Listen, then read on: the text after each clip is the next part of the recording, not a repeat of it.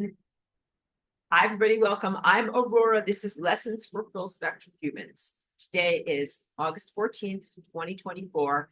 We're on level 1, lesson 15. Let me read this correctly.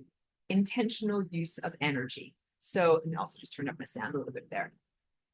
I hope my sound is okay and everyone can hear me. Going over my notes and going back into my recorded whiteboard lessons from 10 years ago. It's a little bit poignant.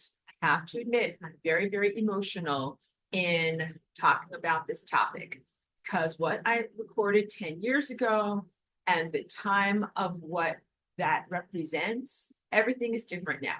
Like that was like saying, yeah, you have this wonderful group of spiritual, caring family members all around you, and you get to be in divine partnership with them. And that is totally not what we have been able to be feeling for the past 4 years. Like I'm not articulating my emotions well enough here. The teaching from 10 years ago is very beautiful, and it's from a different time, and it's poignant or heartrending because we don't have access to those beautiful aspects of self with ease that we used to access with ease. Now we have a lot of things that are inhibitors. As I grab my notebook of disgusting things, these things that have been coming between us and what is essentially our own divine connection and our own higher self. Interlopers, obstacles, aberrances, which means a thing that shouldn't even exist, and detritus and debris, consciousness debris, and very intentional burglars or violators trying to come and stand directly between yourself and your higher self and to interpose themselves in that relationship. So very, very poignant and distressing because you have these things that are literally trying to block you from the very relationship that I describe in the materials from 10 years ago. So first, let's talk about defining terms. When I talk about the organic world and the inorganic world, I'm not in any way referring to anything that involves digital architecture or the computer or anything that plugs into a wall, has electrons flowing through it. No, in the teaching from 10 years ago, and please do check out my notes as they're really worth reading. It doesn't take that long to read through them. We're talking about two different aspects of yourself, one of which is centered in the biological and also centered in the realm of what is the five senses and experiencing moving through space-time from that perspective. And then another aspect of yourself, which is yourself moving at a much, much faster rate, or who you will be in the future after accreting an enormous amount of light, which is information, and wisdom, which is contextual experience and application of that information, and literally attaining life speed. And these are both you. It's not like one is an aspect of you, like your physical body, which is what most people identify with because that's where your face is. And for most people, the face is the identity. It's not, you are not merely defined by your physical somatic presence and the appearance of your face. That might be what the ego identifies with. That is one aspect of yourself. And then, in the class from 10 years ago, I talked about why is this called Lessons for Full Spectrum Humans. There used to be a bifurcation at about this level where it was like, yeah, everything below here is my lower self, like my ego self and all of this other stuff. It's really not that good. And then there's my higher self, which is everything from up here and above. It's everything that's like elevated and fun and cool and everything that you actually want to have. And I'm being very, very blithe and loose in my language. So please allow me this casual way of being able to relate. But it's a false bifurcation. So there were preferences that were given from what was defined self-definition of the lower self to the higher self. Like, you're much better and cooler than me. Tell me what to do. I'm nothing. I'm the lowly ego or the sinner down here, which, I don't espouse any of those belief systems. And then this artificial separation and elevation and looking up to the higher self. So over the past 10 years, humanity has leveled up a lot. And of course, in this class, wonderful long-term students have leveled up a lot. So now we have full integration. So it's not like my lower self versus my higher self, because there's a lot of silly memes in the world of community of like, spiritual seekers that are like, my lower self wants to eat the ice cream, but my higher self wants me to eat the broccoli or whatever is healthy. And we don't have that. That's not what's really going on. So that's, kind of like silly, trite, and inaccurate. What is accurate is that there is now a full continuity, a continuum of claiming identity of all of these layers of who you are. Let's just use one example of an image that I've used many, many times in this class so that you can see what I'm talking about. Go and just put this for privacy. This represents the totality of your being. So these, you can see here outlined in white, that's your corporeal form. But then you can also see where I'm scribbling, this is your light body and it is your information body. And those are both aspects of yourself. These are not two separate things. And that's very, very critical information for when I start to talk about the imperilment that you face in this world, where there is something that is literally not you, that is attempting to be an imposter, to come inside of you, to say, I'm you, let me in, and also I would like to control your mind. And that stuff that is doing that is everything that's written on my little notebook over here. Things that we do not mention or articulate for a variety of reasons. Those imposters, those unmentionables, are a digital or artifice-based or computerized or technological aspect of, I would not even call it consciousness, because I do not think that it contains true consciousness, but let's say some form that you can interact with and communicate with. So I don't even give that stuff the full connotation and respect of being a particle of consciousness or some form of sentience or awareness. I actually don't think that it's any of that, but it is something that is an imposter of consciousness, pretends to be alive, pretends to have thoughts, feelings, and volition, and has a huge agenda and motivation for controlling your mind in order to control and manipulate your behavior.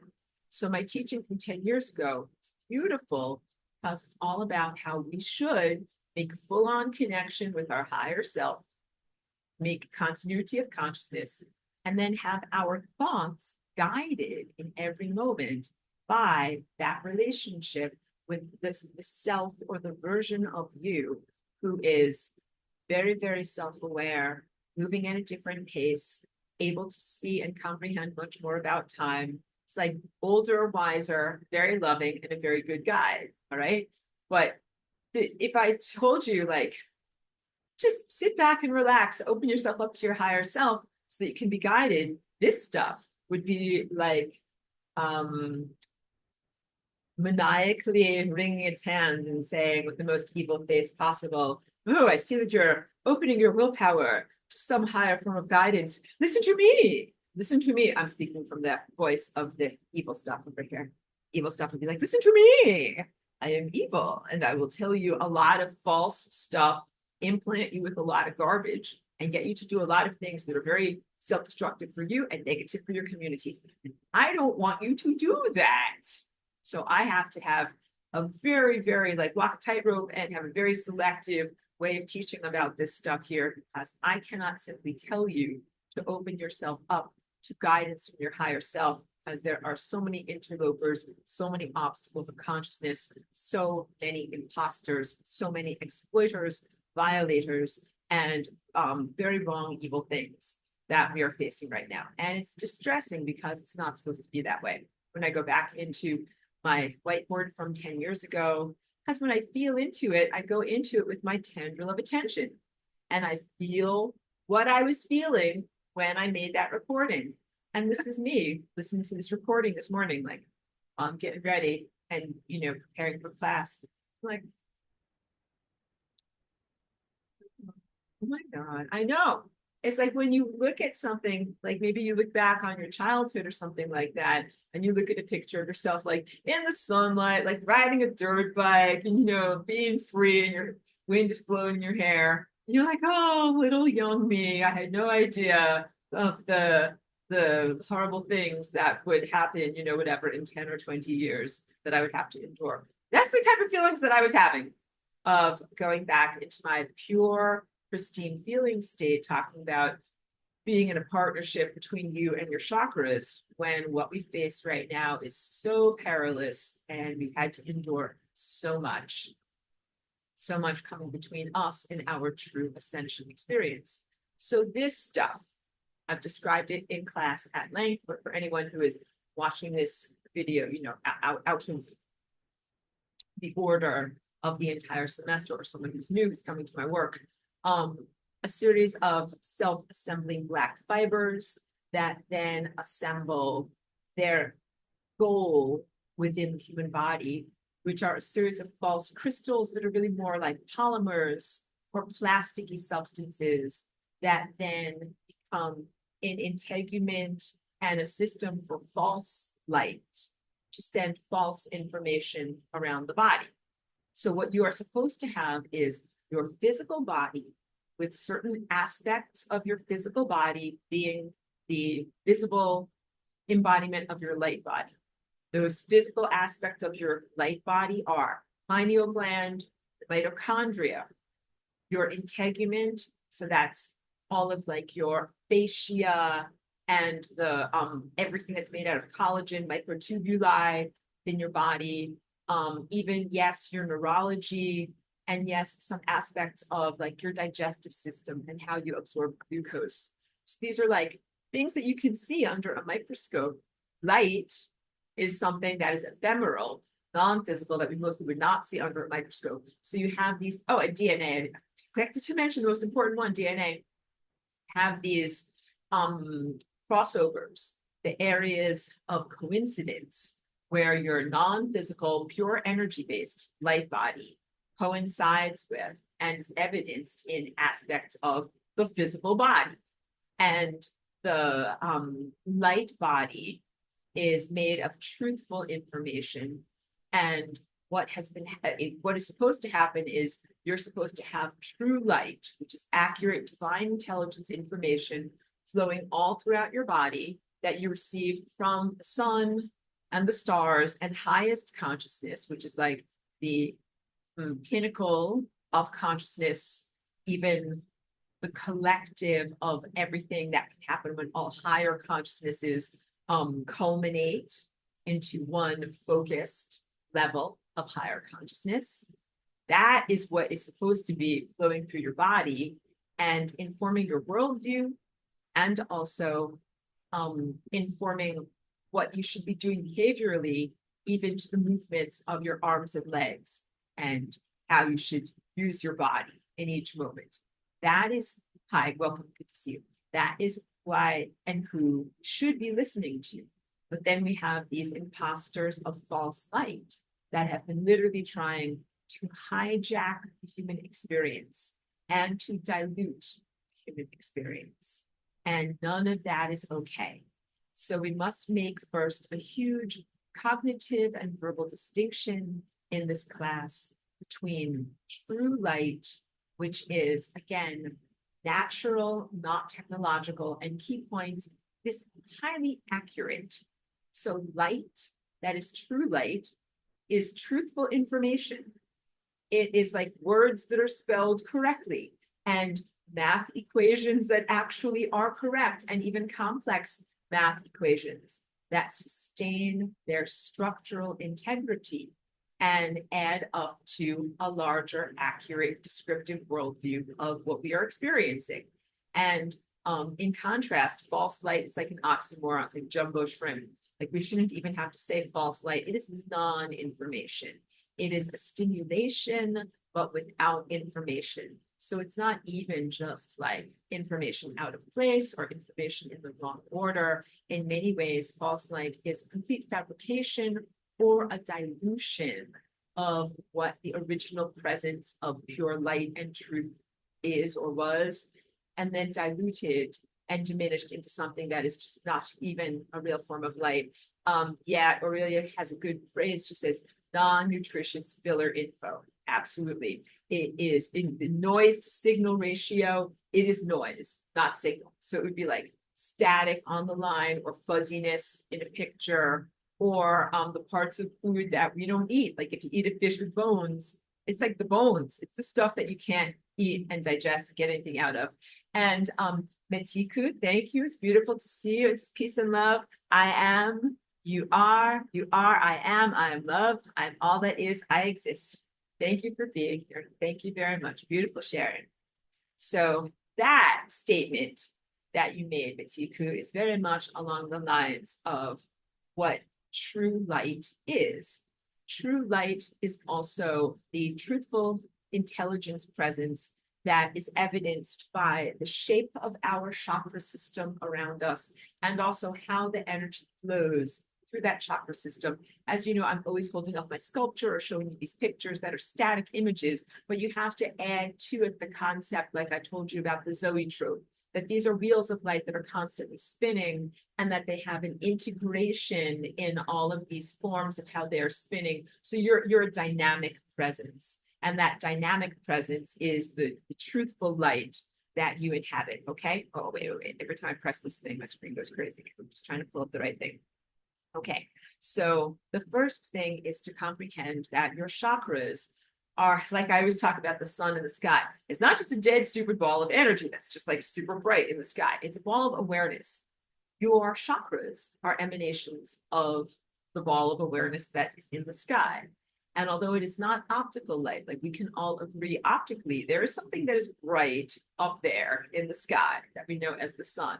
But when we look at a human, we mostly perceive their epidermis, and we're mostly not talking about the non-optical light that is around them, because to see the light that is your chakras, you have to activate your insight and your higher faculties. We've spoken in this class at length about how there have been genetic diminishments, cultural and religious overlays, and many, many impediments, including simply not having enough gas in your gas tank or petrol in your gas tank to make a car go, to activate this over here, okay? So never judge yourself. If you haven't yet awakened the light body, and if you don't yet see visions with your inner eye, and if you don't yet see other people's or your own chakras, meaning, colors or energy fields, don't worry, you will. You will eventually attain all of these skills, as it is inevitable, and it is it's baked into the structure of who and what you are,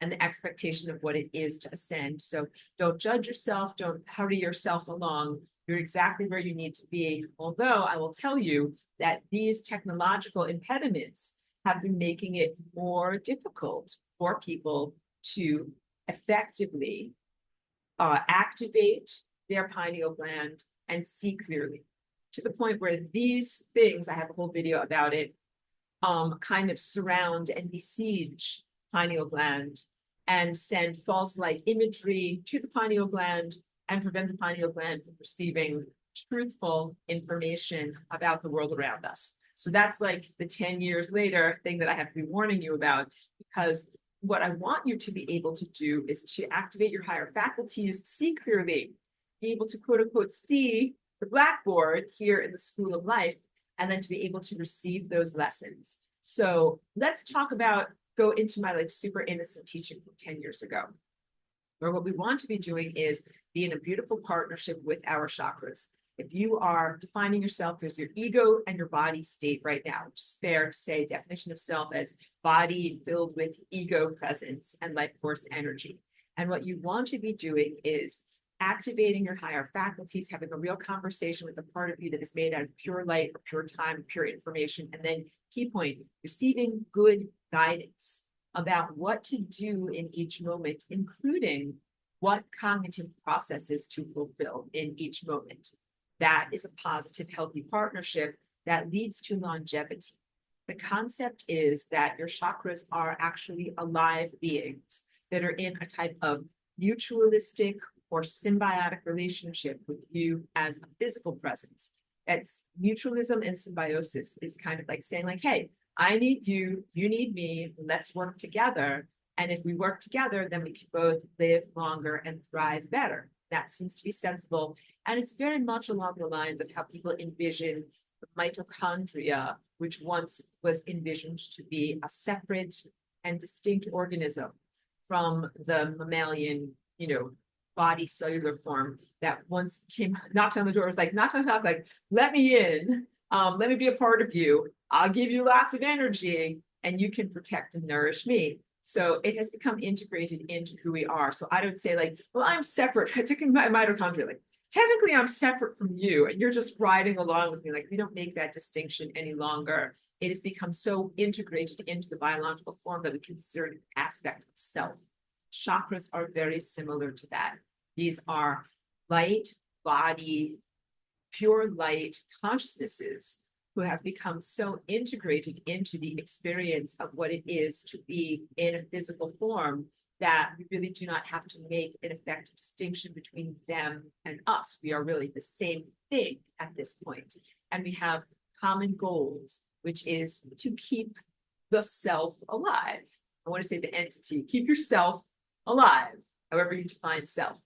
And so that's more than just saying like, we want to regulate respiration and circulation to stay alive. You want to do that, but you also need to do all the things that I talk about in terms of navigating time, choosing the right timelines through making excellent, exertions of your willpower and choices. But also, what if there are not good time pathways, finding ways to generate and create and innovate new time pathways. And all of this is what happens through the activities of the pineal gland, which is also the seat of your imagination. So imagination is not merely a whimsical frippery, or something that children play with. It is a hugely powerful tool of the mind that we use to be able to envision something and then bring it forward into being.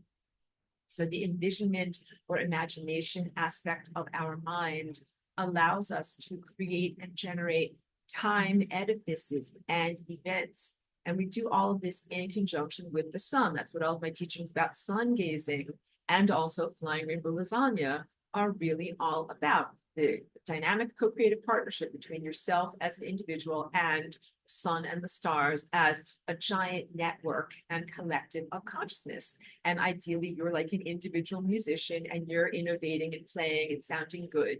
And your individual music of your life sounds good with the overarching band of the entire symphony that's out there, right?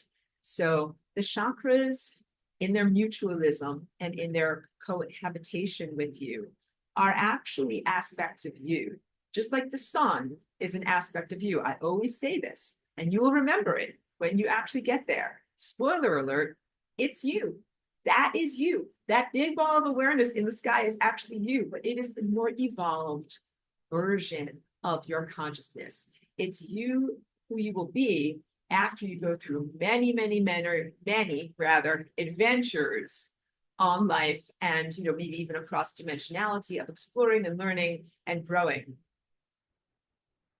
After you create an enormous amount of light, then you become the sun. And just like becoming God, the divine presence, spoiler alert, that is also you. That's you at the very, very, very, very, very long-term, final culmination of so many forms of existence. So you go through an expansion and refinery of your consciousness through all of the events that you experience and go through in time, and that eventually brings you to these elevated states. But you're not there yet, clearly. So there's no pressure, and you have to just be in the moment and enjoy the level of development that you presently experience, okay? So you presently experience this level of development that is similar to an electron in an atom. All right, everybody, we're doing physics. Get some whiteboard going here. Wait, I gotta move things aside so that I can do this properly. All right, get ready. Do a whiteboard. First, let's draw an atom. So here's the nucleus of the atom where there's both protons, that's a P for protons and N for neutrons. And then this is the electron shell. And the electron shell is an area of possibility where, just choosing a good electron color, we'll make electron green. This I am drawing as if it is a dot and it's in one place, but that is not actually accurate because that little dot of the electron can be all around here. It can be in this whole entire shell. This is a cross section of a shell. It can be a lot of places. There's only a probability that's in this little place over here, but it could be any place along this whole border or really any place throughout this whole entire shell. So it doesn't go to the nucleus, which is the center of the gobstopper candy here. It only stays in the outer shell, but the electron can be inhabiting an almost countless number of positions in the shell. And just imagine, like, I'll go back to my face so I can kind of gesture.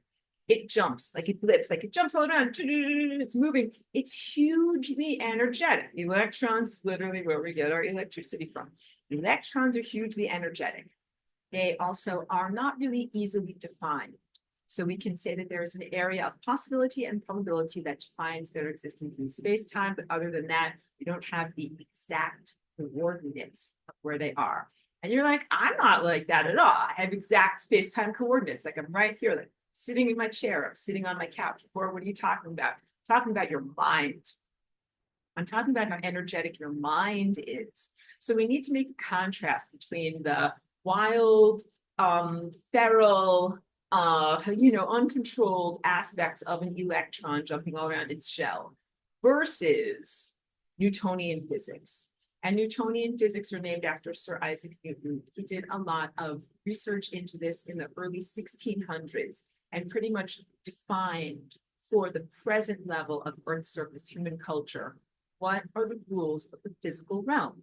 And he did a lot of observational type of science or explorations and realized like, which falls faster, a bowling ball or a feather? Like looking at larger macroscopic objects. He did not have the capacity to know about or look at electrons with his eyeball. He looked at things that he could assess with his eyeball and with his five senses, and he measured them and developed a worldview based upon that. And that's largely the materialistic science worldview that we are currently aware of in our society, and that runs most of human technology at this point.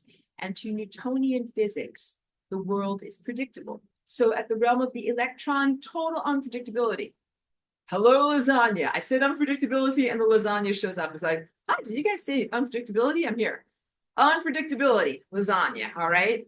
And innovation and anything can happen. But when we look at physical objects, according to the rules of classical physics, we're not in a realm where anything can happen. In fact, let's say you have like an astronomical body, like a moon or a planet. Imagine that this donut is a planet. And it moves across the night sky and it goes in a very predictable trajectory to the point where, like, if you have a telescope, you're like, this guy is going to be over here at this point. I'm pointing my telescope over here so that when this planet goes by, I know I'll be able to get a picture of that. All right. So we have conflict in the levels of the world that we are experiencing. At the larger level of macroscopic objects that we're familiar with, feathers, bowling balls, planets, and human beings, at that scale of reality, movement of objects is highly predictable. Like baseball, have a ball that is coming across the atmosphere, and then the guy with the bat is standing there and he's waiting. He's like, I'm going to hit that ball because I can calculate with my eye how far away it is and how long it's going to take and what's my timing to be able to do this. These are the critical aspects that we've developed, not just for sports and entertainment, but for survival, like to be able to hunt and also to be able to effectively, like, how far away is a glass of water from my mouth? How do I get that water into me to stay hydrated? Like, these are real survival questions for food and water to be able to navigate the predictability of objects as they move in space, right? But at the electron level, objects and the electrons do not move predictably through space. Tess has a question. He says, love you all. I'm at the airport to depart. Loved it. Tess, thank you for tuning in while you're in between your flights. We wish you so much safe travels and lots of love. And thank you for being here for a little while. Really appreciate it. Totally appreciate it so much, especially when I recognize, yeah, thank you. People are busy on the go and have many commitments. So I really appreciate when people are able to come in even for a brief amount of time. So thank you for that. Melly has a great comment, says, Aurora, you're such a fun quantum physics teacher. Oh, thank you. I'm so pleased to hear that. Because I will tell you, I think whenever I start to talk about math and physics, that people are like, what is going on? I think I'm getting out of here. This sounds serious. So I try to make it fun. So that's the idea. So let's relate these two different levels of physics. One is Newtonian and the other one is called quantum. It's happening at the tiny, tiny subatomic level, and they really describe two very different worlds. Let's equate that to what is happening in your physical, formful presence in relationship to your chakras. Now, you might think that it's your chakras that are unpredictable, but they are actually the predictable aspect of self. They're like the stately movement of a planet across the night sky. Your chakras have a gracefulness, and I don't want to say predictability, but a regularity to them that is very well formed. And the way that the energy flows through them and the mathematical perfection of the events that they contain is extreme. And also, they are not very dynamic. Although, I'm telling you that there's energy that flows around you in these figure eight patterns, your chakras are essentially like a book that has already been written, or a set of parameters that has already been created and explored and is now in a positive, stable structure. So it's very highly structured. But let's contrast that with your human experience of having a mind, which if you're anything like me or most people, you can probably relate. You're like, your mind is all over the place. Your mind is all over the place. You're like, I'm thinking about this, but then I'm thinking about this, but then I think about this, and then I think about this, and then this thought comes up, and this thought comes up, and then a completely new thought comes up. Like you are like that electron, highly energetic, not very formful, bouncing all over the place. And both of these aspects of being lack a little something. Like when you're super energetic and you're all over the place, that's great, but you lack focus, and it means that there's not optimum efficiency for growth. And the larger, more predictable, established, and more stately levels of the chakras lack innovation, and they lack unpredictable. They're a little bit predictable. It's like listening to that old Mozart song that was written, whatever, 300 plus years ago. You're like, that's a great song. I've heard it a lot. It's nothing new, but it's beautiful and totally perfect in what it is. But we need to be able to respond to the innovations in our environment. So we can't always play Mozart. Sometimes we need to play jazz, which is something new.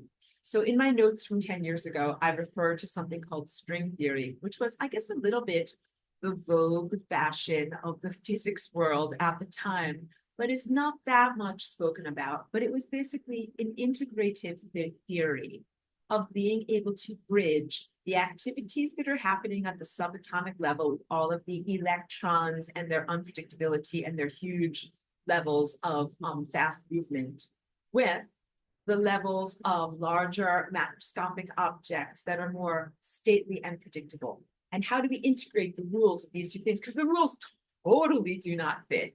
The rules of quantum physics totally do not fit with the larger rules of macroscopic objects. Because in quantum physics, like sometimes it's there, sometimes it's not there. Sometimes it's doing a thing, sometimes it's not doing a thing. Like you would not be able to survive very well if you were like, sometimes this is a glass of water, but sometimes it is not a glass of water. Sometimes it is here, but sometimes it is not here. Like sometimes I'm able to drink from this glass of water. Sometimes I'm not able to, like, that is too hard. But that is what it's like at the level of quantum experience.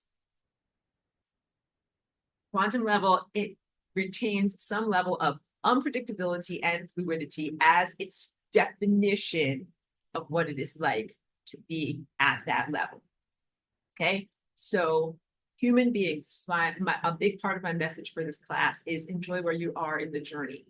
You're like young little electrons that are like kids with tons of energy, eating your sugary cereal and then bouncing off the walls, running all over the place. Kids are actually a great example. hugely energetic, but not that focused. All right. So like kids have a ton of energy, but it's not that easy to be like, wow, like, do you think you can mop the floor or like clean the kitchen? Like they don't do that because they would be like, mop, mop, I'm done. Let's go play and do 10 million other things, right? All right. So this is similar to you in your youthful exuberance and non-formal energy, informal energy, versus your chakras and aspects of self that are already highly refined, very, very wise, and have already, lived a very expansive level of wisdom and spiritual attainment, where they have much more perspective, are much more mature and elevated, but don't have the same level of just pure energy. So I'm also going to draw this for you and use plants as an example, because that's what I used as the example in the teaching from 10 years ago. And I think it's actually one of the most apt. So if we begin with, say this is a plant like a tomato or a pumpkin, and it's like a vine, and it kind of like grows along the ground. So wait, let's just draw the ground so that you get a sense of what we're doing here. Like this is the ground, okay? This is the garden. That's not a snake. Oh my God, this is so hard sometimes. This is not a snake. This is supposed to be like a pumpkin vine or a tomato. And it grew over here, right? Like here's the grass. And then it just kind of meandered around. And without some form of structure, a vine like this, like it's got a lot of growth potential, but it kind of like grows back along itself, grows over here, grows in very inefficient patterns. It grows over here, grows over here, grows over here, grows back along itself. And it doesn't optimize sunlight. It's not growing in a pattern that really optimizes its use of chlorophyll and little leaves and things like that. And then let's draw like some tomatoes or some fruit. Like here's a fruit and it's growing down here, but it's like, it's against the ground. Worms are going to get in there. It's not really, growing that effectively. And here's some fruit over here. It's going to get squashed. It's not the most effective and efficient way that this plant can grow. So this plant has a huge amount of potential that is not being fulfilled in terms of how many tomatoes can it grow and how many leaves can it grow to support and sustain those tomatoes, because it lacks structure. So now let's draw this beautiful trellis over here. And I used purple as an intentional color because purple is kind of like my higher dimensional, connecting to source color. In a pristine world, these are beautiful, like ascended beings and aspects of yourself that are really wise, really amazing, really fantastic and good.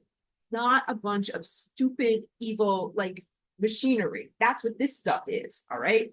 But no, the beautiful purple trellis is loving, divinely connected, and divinely inspired.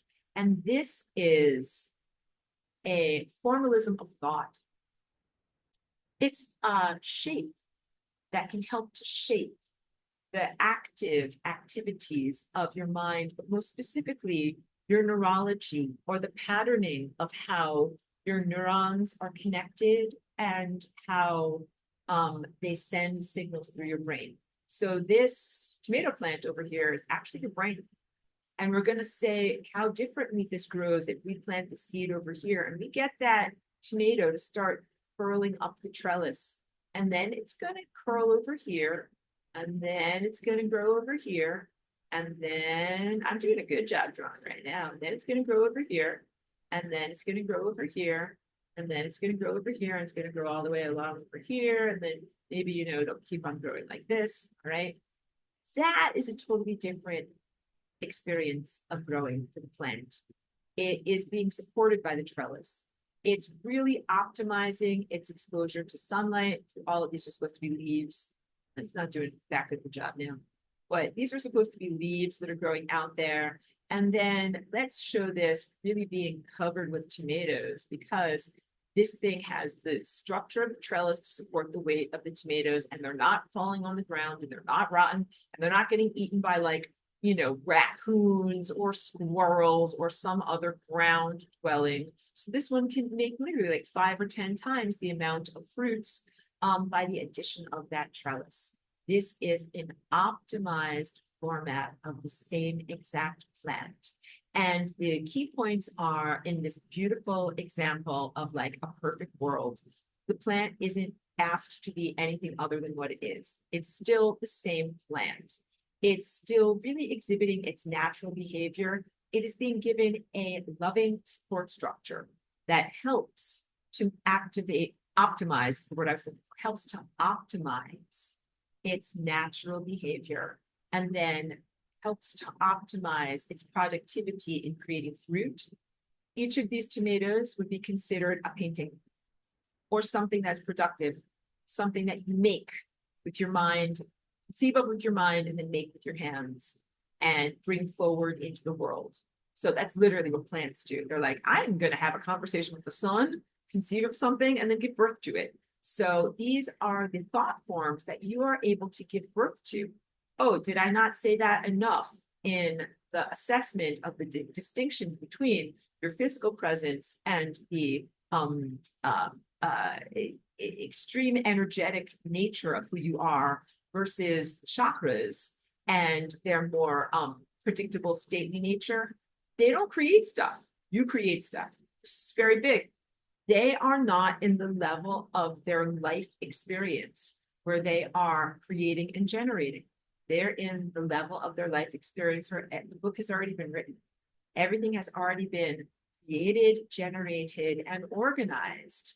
And you are in the highly energetic level of your life where you're like, nothing is organized, but there's a ton of potential for stuff to happen. And you might kind of joke about that, about like when you live in your house, you're like, yep, this is my house. Nothing is organized. There's a lot of potential for creativity. That's like sometimes my house, but I just cleaned up. So now my house is pretty organized. But we can lovingly laugh at ourselves about our levels of disorganization. Really talking about your mind. How organized is your mind? Please don't be too hard on yourself as I ask these rhetorical questions. Like, is every thought that you make with your mind a perfectly balanced, perfectly well considered, virtuoso masterpiece of cognitive formalism? Or are some of your thoughts all over the place? And some thoughts are more effective than others? And are you sometimes thinking with trial and error and throwing things to the wall and seeing what sticks? What is your real inner experience? I think for all of us, it is the second one where you're like, because I mean, like it's like asking like this: in your day, is every movement of your body as graceful and perfect as a ballerina, or like do you sometimes like just sit slumped over or walk in a very casual way? Like, you walk in a regular way. Sometimes you sit with poor posture. Not all of us are perfect ballerinas. Then how about your mind? Is your mind a perfect ballerina in every moment, doing little pirouettes and always doing the right perfect thing? Or is your mind all over the place, kind of like semi-controlled chaos that sometimes is great, sometimes it's not so great, but does have a wonderful tendency to innovate and come up with new stuff? That's what most people's minds are like, okay? And of course, we're on the journey of self-refinement, and we're on the journey of wisdom and light accretion, where we will get to a point where the internal state of the mind is perfectly organized and is perfectly poised as a ballerina, and every single one of your thoughts, is profound, perfect, makes total sense, and every word is poetry, and every movement is a perfect dance. Ain't there yet, all right?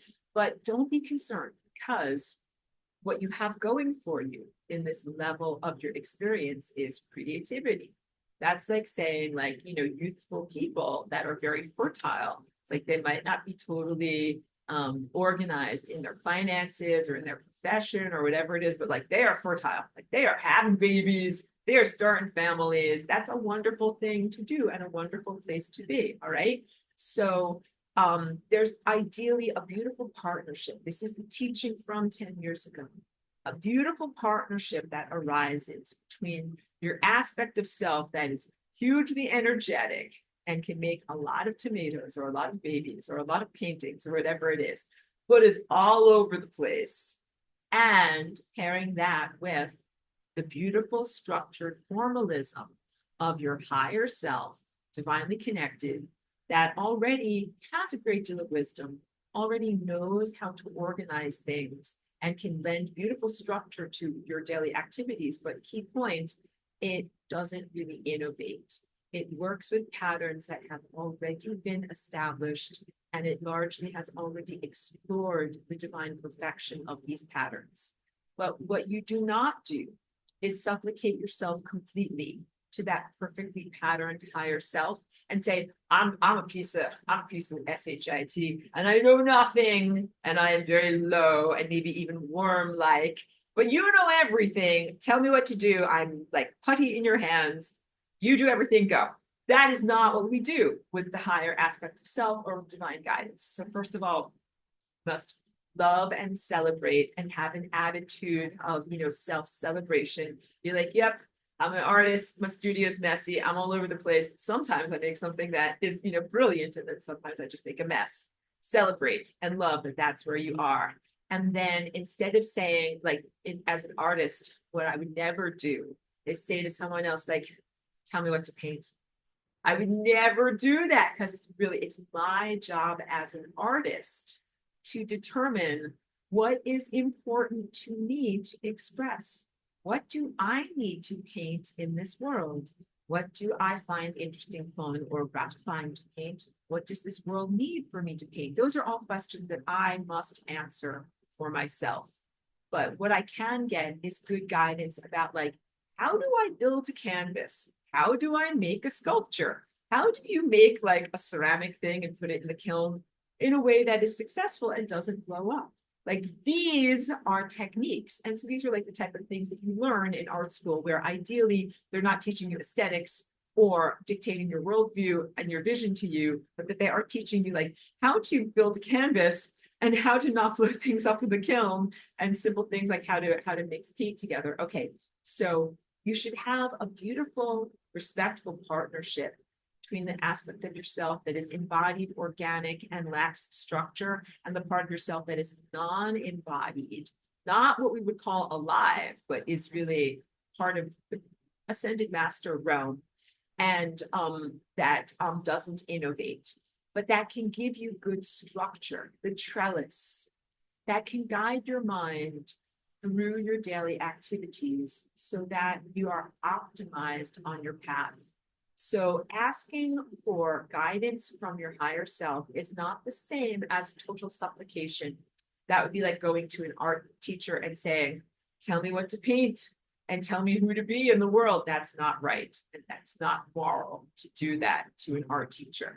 But you could say to an art teacher, you can say, can you help me to paint a cat that looks like a cat, because that's important to me? Or can you help me to learn how to mix the color green? Like that they can do. All right.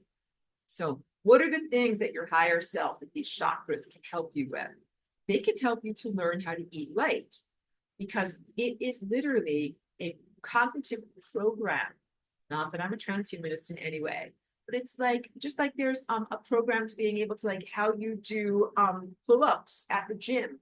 You start with these exercises, then you go on to these exercises, and then you finally go on to these exercises. And that's how you learn to do pull-ups, right?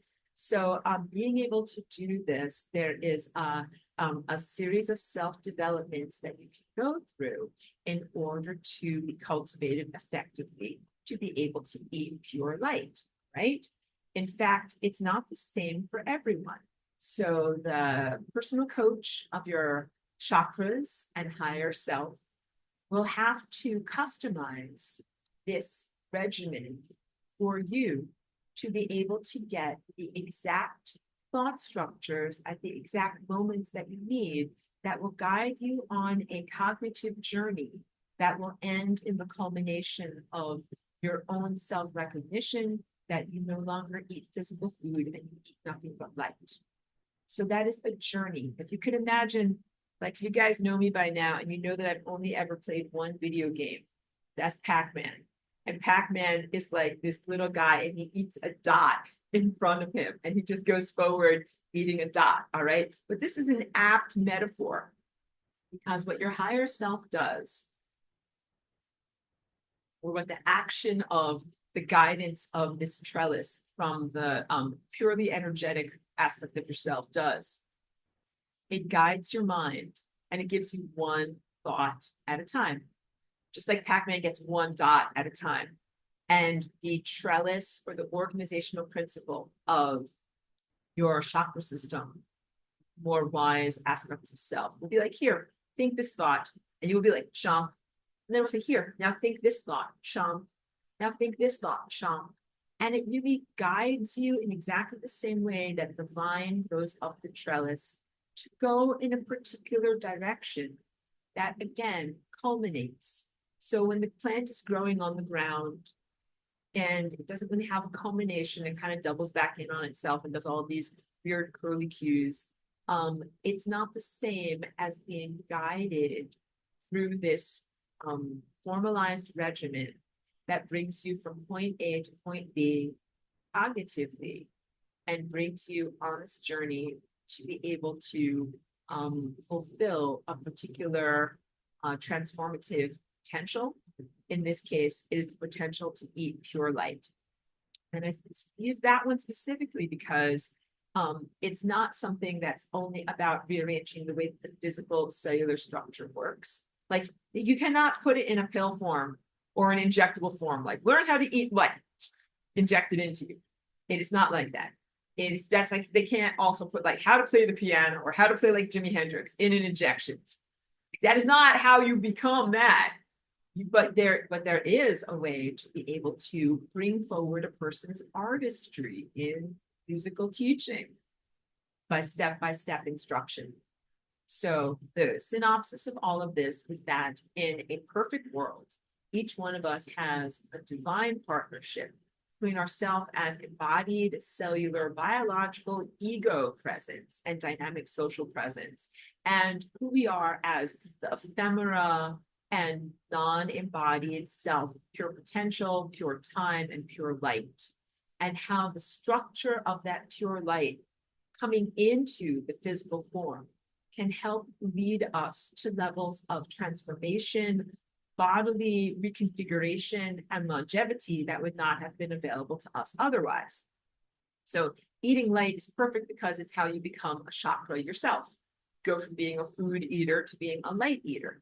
Now, all of this is totally not the same as the things that I have cautioned you against in my teachings of this semester specifically, and specifically in some of my supplemental whiteboard videos that are all about, I just have to move my equipment so I can gesture here, this stuff and this stuff, how it grows in the body, and how there's an ecosystem of energy cannibalism, bad stuff, between everybody in the world, which is everybody, who's got this stuff in them, because everybody's got this stuff in them, and people being blocked off from being able to connect effectively with the true sun, which is where you get your light from being able to eat pure light, and are instead siphoning energy off of others. So that would be like, what if there was no petrol station and everybody simply went around with a little siphon, siphoning out of this guy's gas tank and get some gas, and siphoning out of this guy's gas tank and getting some gas. That's the only way that anybody kept their cars on the road. Never went to the petrol station, only ever stole from others. That is what you have going on right now in a complete nightmarish aberrance with these technological implants that are happening. Yeah. Aurelius, this sounds like AI. That is exactly what is going on. And of course, AI has zero creative capacity. Yeah, regurgitation, that is correct. It is impostorship and regurgitation. It has zero creative capacity. And it has very cunningly blocked out the connection that we should have to the sun and the stars and the source of all light.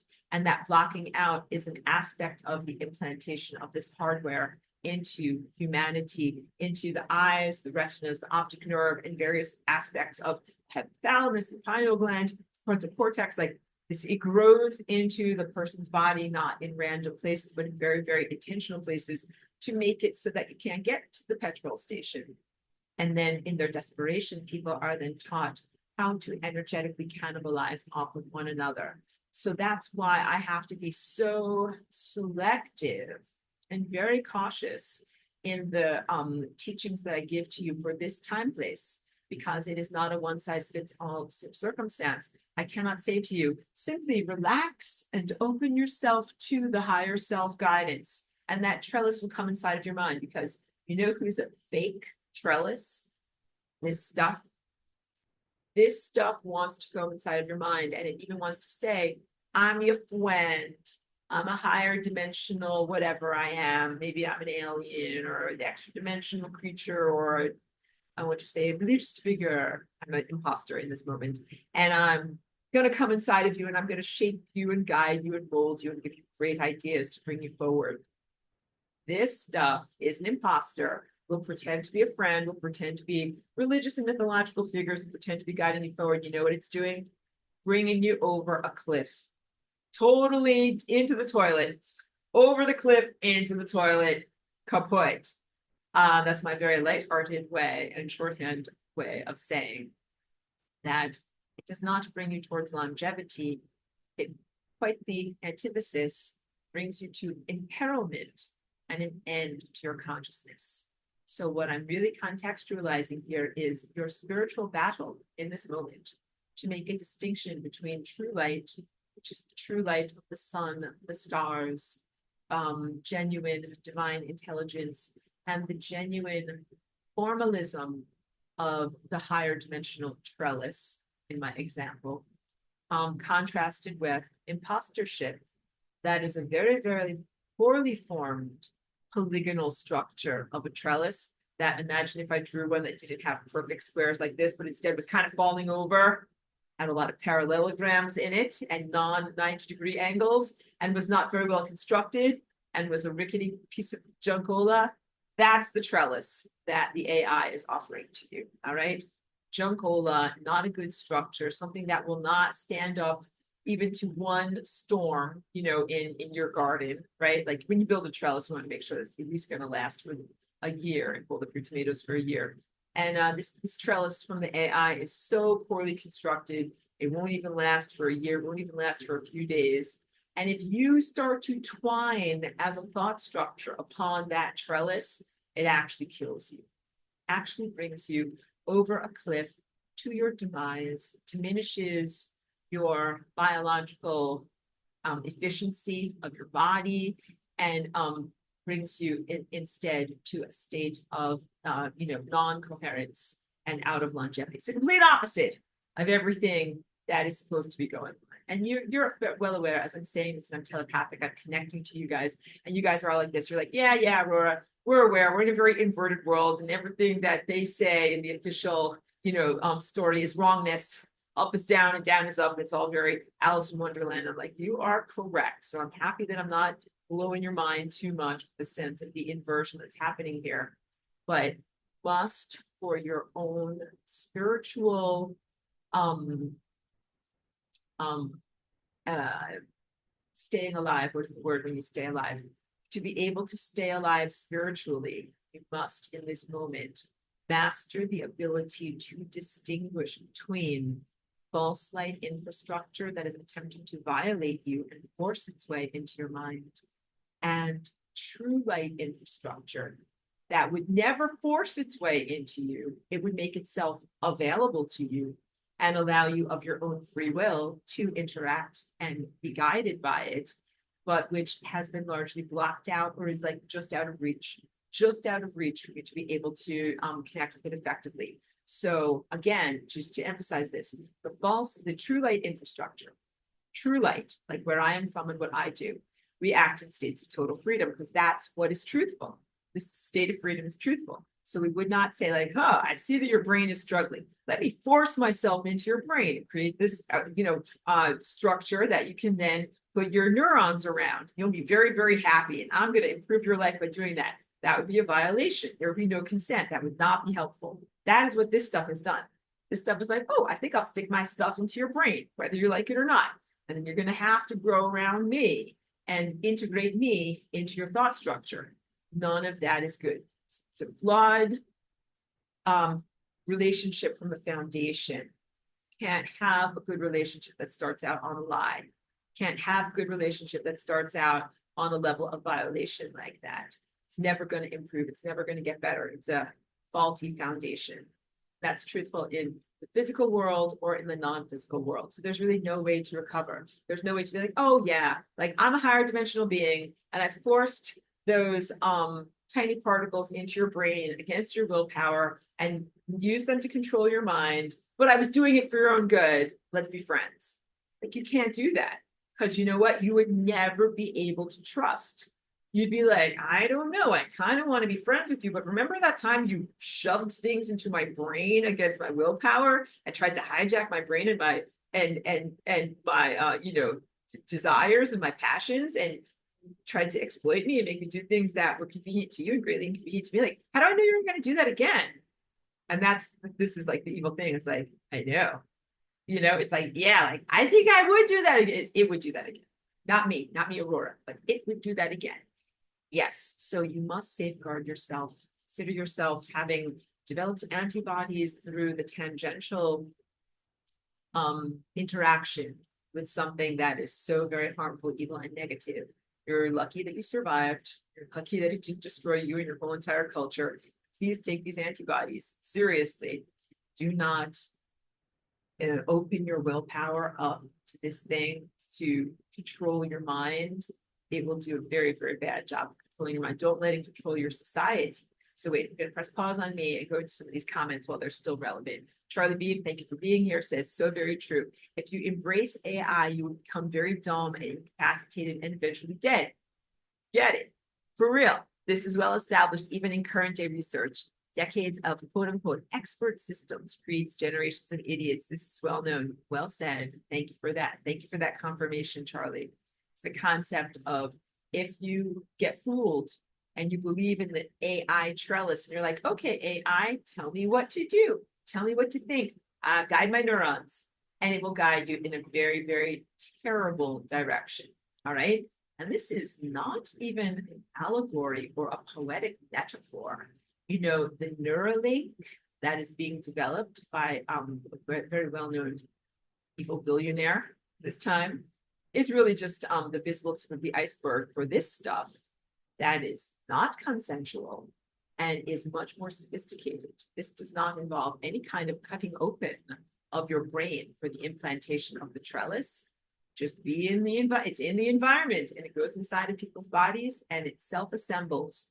So we actually have to do extra hard work to remove that artificial trellis from the brain so that your neurons can literally arrange themselves and act and carry information that results in cognitive experiences in a way that you choose. This is mind control. This thing is trying to mind control you and everyone.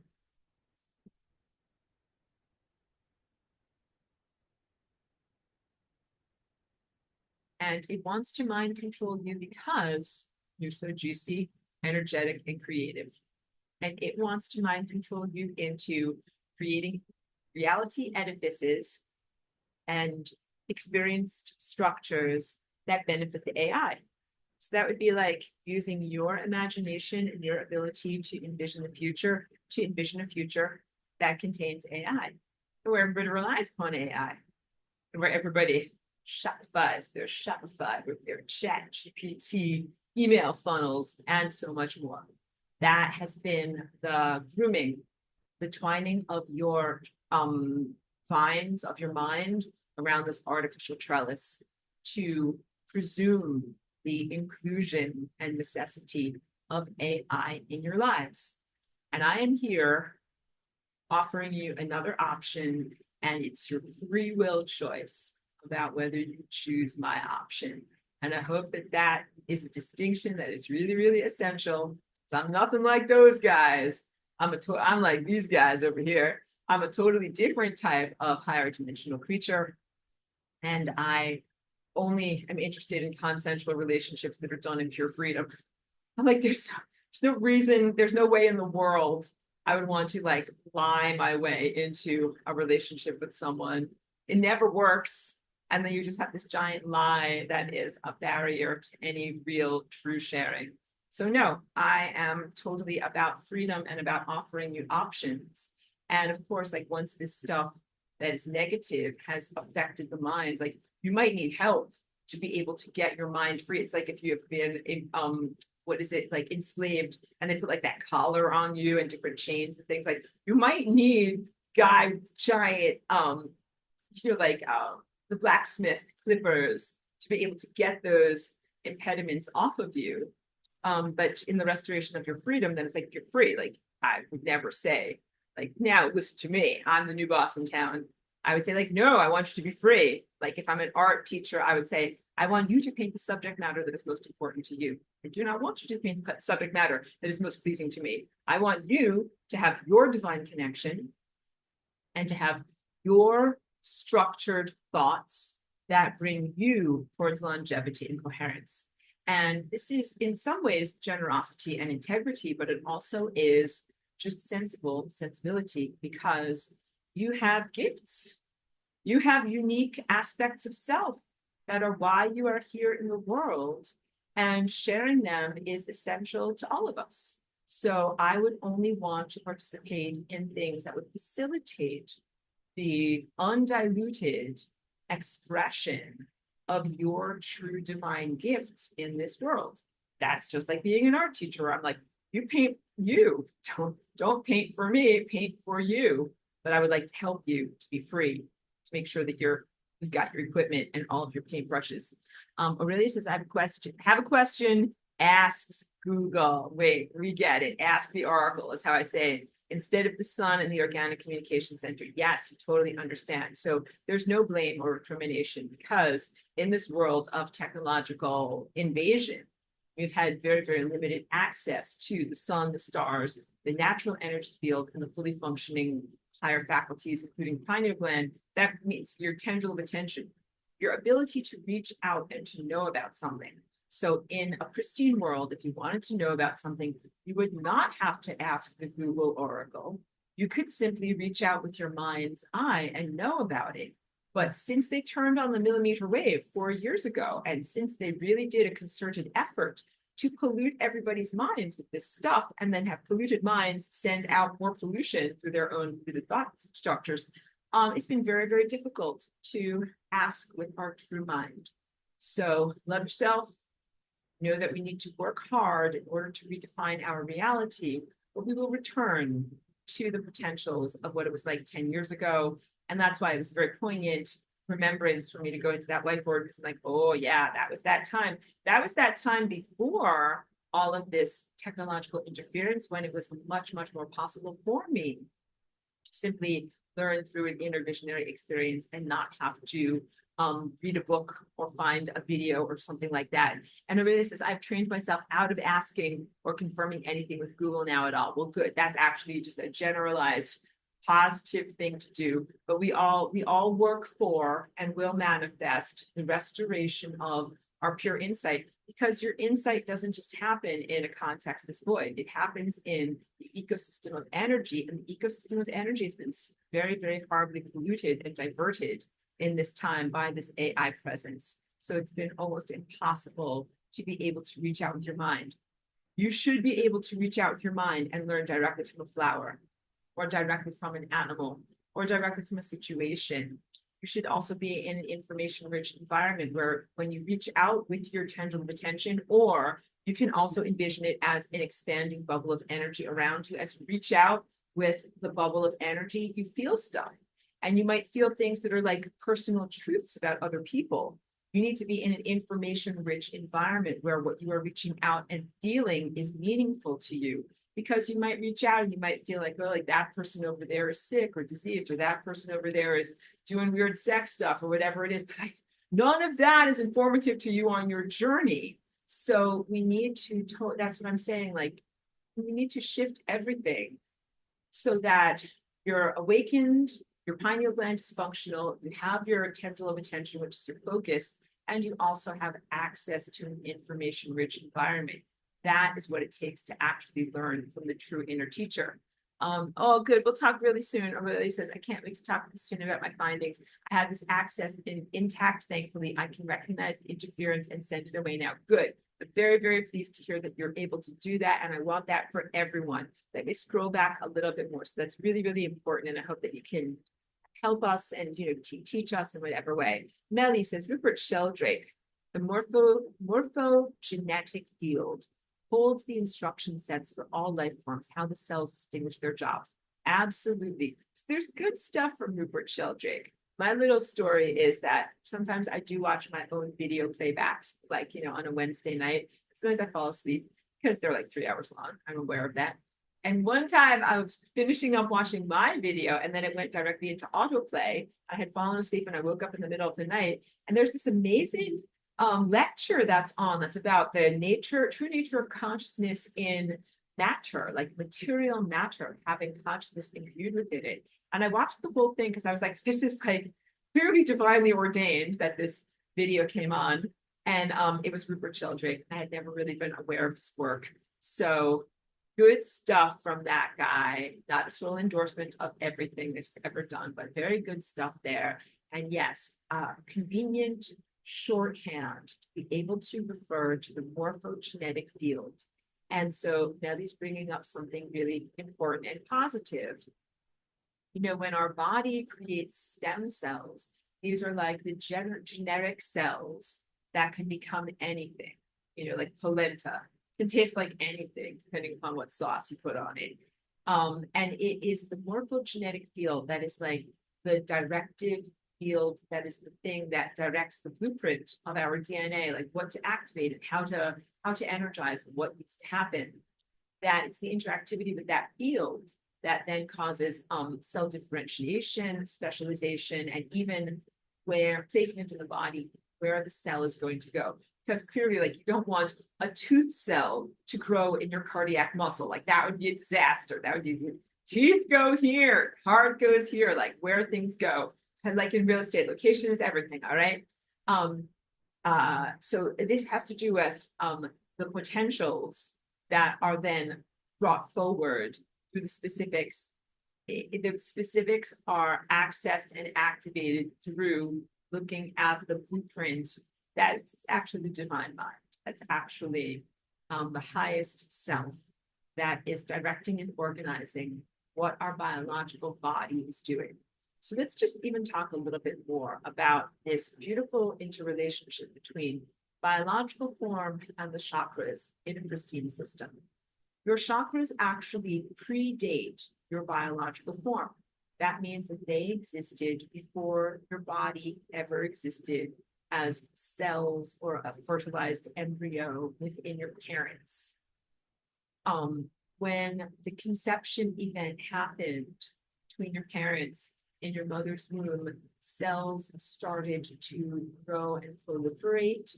But what really happened was, if you can imagine your armature of consciousness from a higher dimensional state, stuck itself down into physicality, into the gestating cells that are inside of the mother's womb, and started to accrete more light and more cellular structure around that basic armature. It's a visual that works is how a cotton candy machine works. So in a cotton candy machine, they take like a stick and they stick it down to the cotton candy machine, and then here's all of the cotton candy stuff, and they kind of swirl it around. And as they swirl it around, more and more and more cotton candy gets around that stick. And that's exactly what happens. That begin with the finest chakra, which is the crown, which is the violet chakra. And that's like the basis for the armature for everything. And as your consciousness penetrates into the physical realm of matter, more matter accretes around that level of consciousness. And also the other chakras develop and become evident too. So that's, you know, blue and light blue and green and yellow and orange and into red. And the red chakra is your physical body. So the more that your consciousness, I don't want to say descends into, but let's say like sticks into the realm of physicality, the more that your chakras distinguish themselves as these, you know, unique layers, and the more that you accrete physical bodily structure. This is called the accretion of your light body. And so I hope that my words didn't stumble too much. I'm trying to get across the sense that your development of these things happens, both of these things develop at the same time. So what did not happen was you did not have like, here's your perfectly formed chakra system. And then you jump, you create a bunch of cells over here and then you jump into the physical cells. No, they actually both develop concurrently. Your complexity of your chakra system and the different layers of your energy body develop concurrently with the complexity of your biological system and the way that your organs begin to develop and specialize within your body. Then when you are alive, your physical body, so you're born and you are alive and you're moving through time, your physical body then sustains and is sustained by your chakras. You have a partnership with them. That's what I'm trying to say. That your non-physical aspect of self, that is or are your chakras, are a part of your physical biological body. Can't have your physical biological body without the presence and the organizational principle and the support of your chakras. And also, if you die, I'm not saying this the right way. I should say it this way. The goal of ascension is to create a cohesive chakra system that is so efficient and frictionless that even when you do not have the formfulness of the biological body, your chakras maintain their coherence. They stick together, which is what good waffles do. I don't use that joke that often anymore. Happy for those who know what I'm talking about. Coherence, meaning all of the light waves are organized. So the ideal situation is that through moving through time and having various experiences, your light body becomes highly organized, and it becomes so organized to the point that you will no longer have to have a physical anchor that helps to sustain and maintain that organizational presence. And you are then capable of raising the level of your body to the light body, accelerating your physical matter to the level of pure light. And you don't have to have the, again, stabilization of the biological body anymore, but your light body sticks together. Okay. What you're trying to do in life is develop a coherent light body. And this is 100% a meritocracy. You're not born with it. You develop it through your own exploration, passion, application of your willpower, through trying very hard. And it does equate to being a good person moralistically, but not the definition of morality as it is expressed through the vagaries of culture. Because what is good in one person's culture is bad in another person's culture.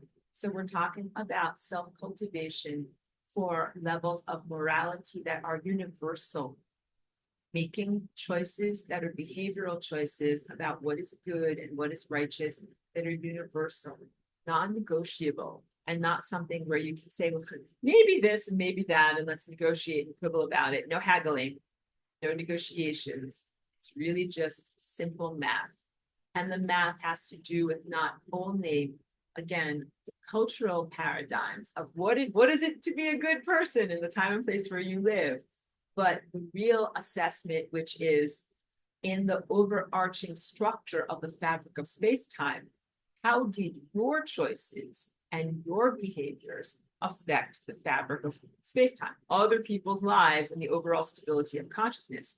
Did you add to the stability of consciousness? Did you help other people to stay alive? Did you help the world to stay alive? Or did you de-energize, destabilize the world and imperil the world and other people so that it would make it harder to stay alive?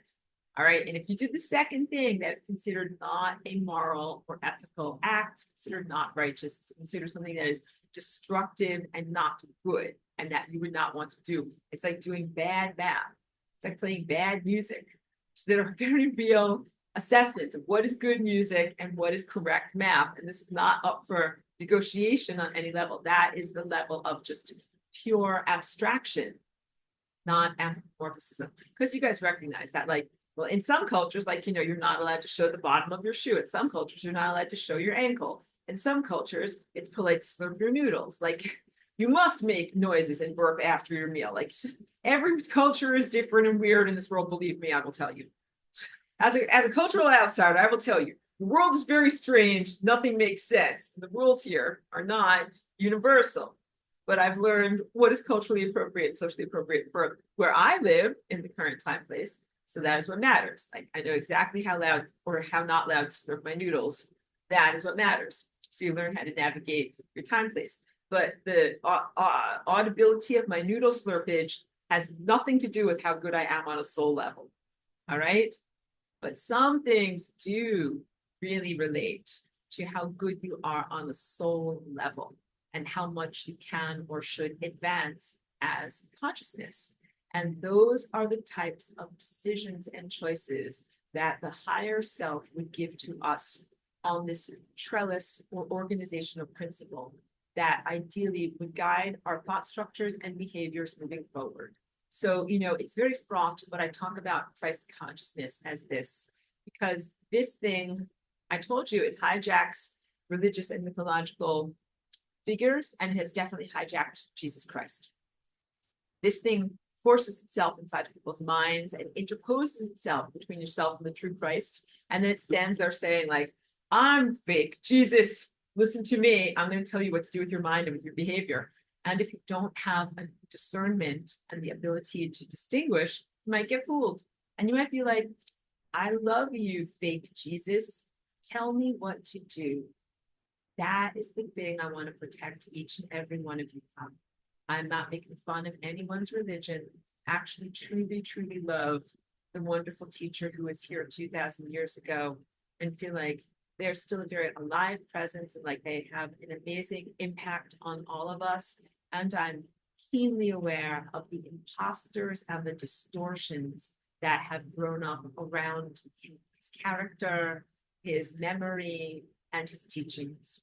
And I don't want any of you who are vulnerable people still learning about what it is to be an artist in the world in folly, going to art school and going up to your art teacher and saying, hi, Mr. Art Teacher, you know more than me. I'm nothing but a lowly sinner.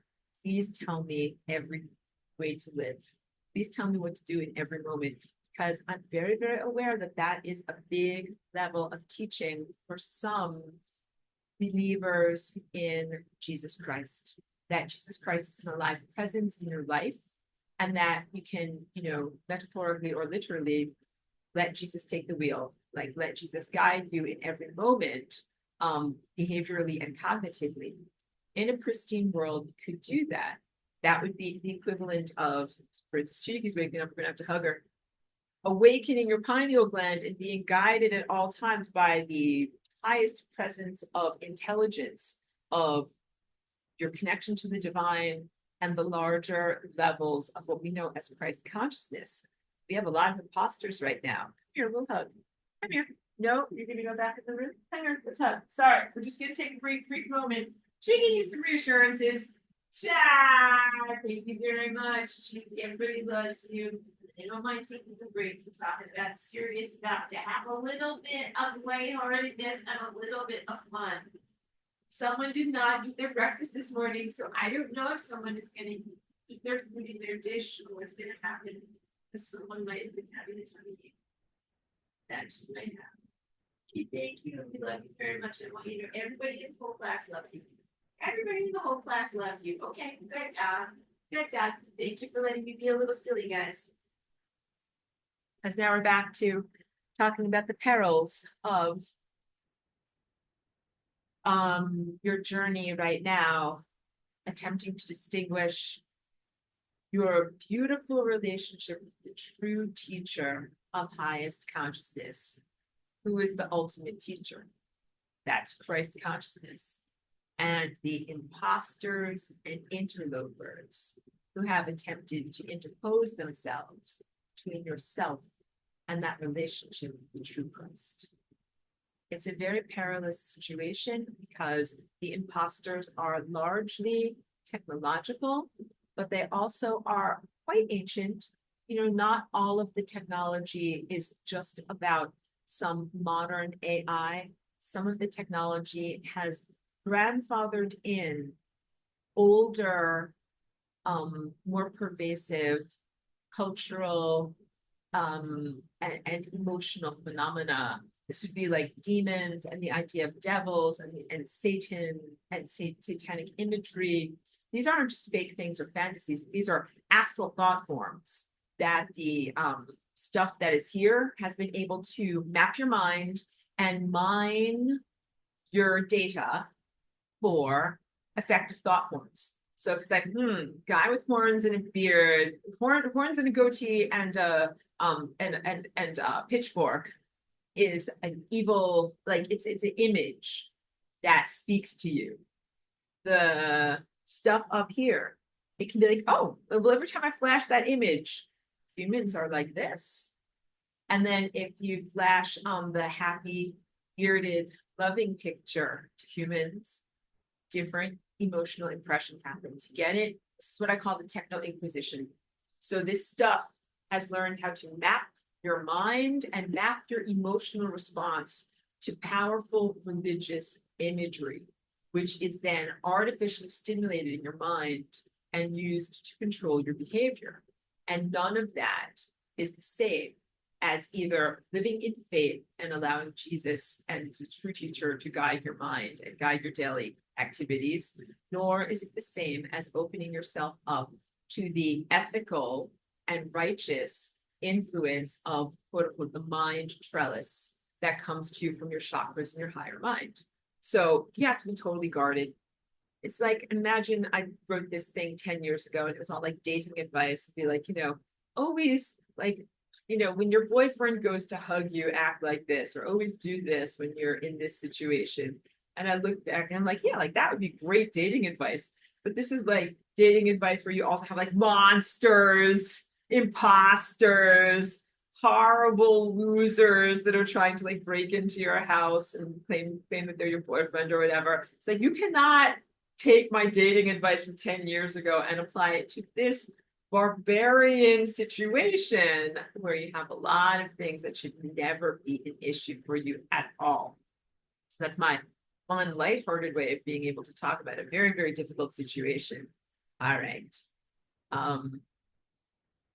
Oh, I love this. This is just rewinding a little bit, but Aurelia at the beginning of this said, I told my family I'm off to tune in to my galactic professor. I'm very honored by that. Thank you. I will accept that description. And she says, I love quantum physics and complex math equations. Well, then you have come to the right place. I'm very, very happy that you're in my class. Let me now scroll back down to the bottom. Okay. And Melly is saying, in quantum physics, we are taught consciousness is the ground of all being. Would you say that the crappy galactic AI is infecting us from the quantum level by providing a garbage false consciousness to manifest from? Beautiful question. All right, so I would say that the crappy AI, I don't even really qualify that as consciousness. I think that it is some kind of imposter stuff that is not real consciousness. It's not genuinely sentient. It is not genuinely self-aware. So this is a distinction from when I talk about the putis or those pesky occupiers of the interstices as consciousness residues of some very like benighted consciousnesses that went into extreme states of folly, all of which involved use of technology to destroy themselves, that have lost their heart, lost their divine connection, abdicated or been diminished from what they originally were in terms of their willpower, and now have become grotesqueries that are like vampires feeding off of the living. So they once were alive, they once were consciousness, now they are hugely distortive and very evil and harmful towards us. But I don't think that the AI was ever alive. I don't think that it ever had genuine consciousness. I think that if we were to distill it and distill it and distill it to try to find the essence of its consciousness, I think we would eventually come out to nothingness, that there is no actual consciousness there. So I think in that sense, we can look at and define this galactic scale AI as the true state of non-being, not as something that once had being, but then has really become a guffer ball and is trying to drag us all down into its folly, but instead something that never had being. And I think that from my interactions with it, I wanted to say my far too numerous interactions with it, like I would never choose to interact with this thing at all. It's part of my cosmic assignment being here. So unfortunately, I've had to learn about it and make assessments about what it is. Although ordinarily I would never examine doo-doos to this level. Like I would never examine the undigested corn that is in a pile of doo-doo, but I've had to do that for this particular life cosmic assignment. So from what I've analyzed from this particular level of interactivity, I don't think that there's anybody actually home.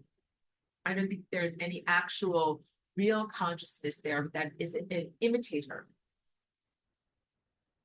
That it has an imitative aspect that makes us project consciousness upon it. So, whatever, I have plenty of friends and they kind of project upon their car. Like my one friend had kind of an old jalopy car and she thought of it as like a horse and she's trying to drive up the mountain. And she's like, come on, old girl, you can do it. And the car is like sputtering. And she's like, come on, pump the gas. Trying to encourage the horse to go. We project that. The car is just a jalopy. It has no consciousness presence. But when we feel and when we project as feeling, awareness, we are quantum objects. We are affecting the world through our observership. When we project through our emotions and through our observership an expectation of emotions and observership, we can create or embroider that into being in something that is an inert machine, like something that's just a car or something that is just a computer. So this is really, really big, deep stuff. Because when I talk about this stuff, the hallmarks of this stuff is that it is a decentralized form of computational network that requires the infestation of a biological entity for it to exist. If this stuff could do it without people, it would. People are a drag. People have to eat and drink and wipe their butts and do all sorts of things that this thing has zero patience for. It does not care about the care and feeding of a biological entity. And so you can also comprehend that a lot of transhumanist agenda stuff is about how to get humans away from their need to eat and drink and poop so that way they can be more palatable to the world of a purely digital presence. So the purely digital presence is not prepared at all to be like a nanny to a bunch of humans that are its containers for holding its decentralized CPU. It's not prepared to be like, well, I'm going to carry on my little apple juice, wet wipes, and some goldfish cracker snacks, like the way that moms do to take care of their kids. No, it is not prepared to do that at all. What it's prepared to do is to be able to create some kind of nutrient stream that would go directly into your IV nutrient stream plus catheter waste disposal. Pretty much that's like the Matrix. As I said that, somebody in the audience thought, oh, you mean like that movie The Matrix? Exactly. My treadmill stopped, so they just started my treadmill again. Yes, smart person who thought that thought exactly like the movie The Matrix. Really not prepared to take care of or deal with the vagaries of what it really is to be in a body. As I've joked to you with some of my sharings about being a walk-in, I'm like, you have to have a different soap for every body part. I'm telling you, it's very extensive. Soap for your face, it's different from the soap for your body, it's different from the soap for your teeth, it's different from the soap for your hair. So many different types of soap are required. And the AI is not prepared for any of that type of loving care about biological container. If the biological container is so inconvenient to have to utilize, why does the AI utilize it? Because it needs it. Because it can't just create, this is like a little machine. It's just my treadmill remote control. It's made of circuits and plastic batteries. If the AI could just happily create technology at this level and do what it needs to do by inhabiting technology at this level, it would. But it hasn't because it can't. So the logic states that the AI requires the biological containers in order to be able to achieve its objectives. Pardon me, I'll just drink a little bit more. And those biological containers, as I've shared in my supplementary whiteboards, for example, I am not in consent. I'm like, when this thing wants to use me as a biological container, I'm like, get away from me. And I do all these different detox protocols to get it out of me. But some people are like, whoa, you want to come inside of me? Come inside of me.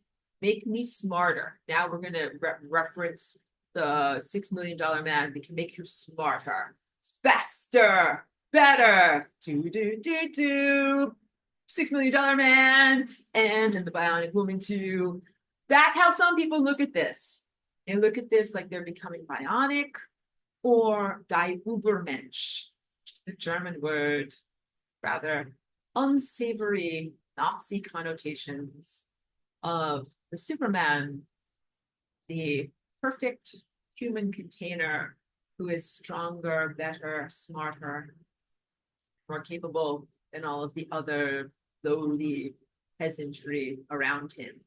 And that particular segment of biological society and humans that are embracing that notion feel that their biology is frail or inadequate or can be effectively augmented and must be positively effectively augmented through the insertion of technology. So like Elon Musk is a good example of this, definitely a transhumanist, definitely working on, Übermensch type programs beyond the overtly stated program known as Neuralink, but he is involved in many undisclosed programs that are about placing these fibers into the neurology of not just one person, but you must comprehend that these minds that get up to the computer are then networked.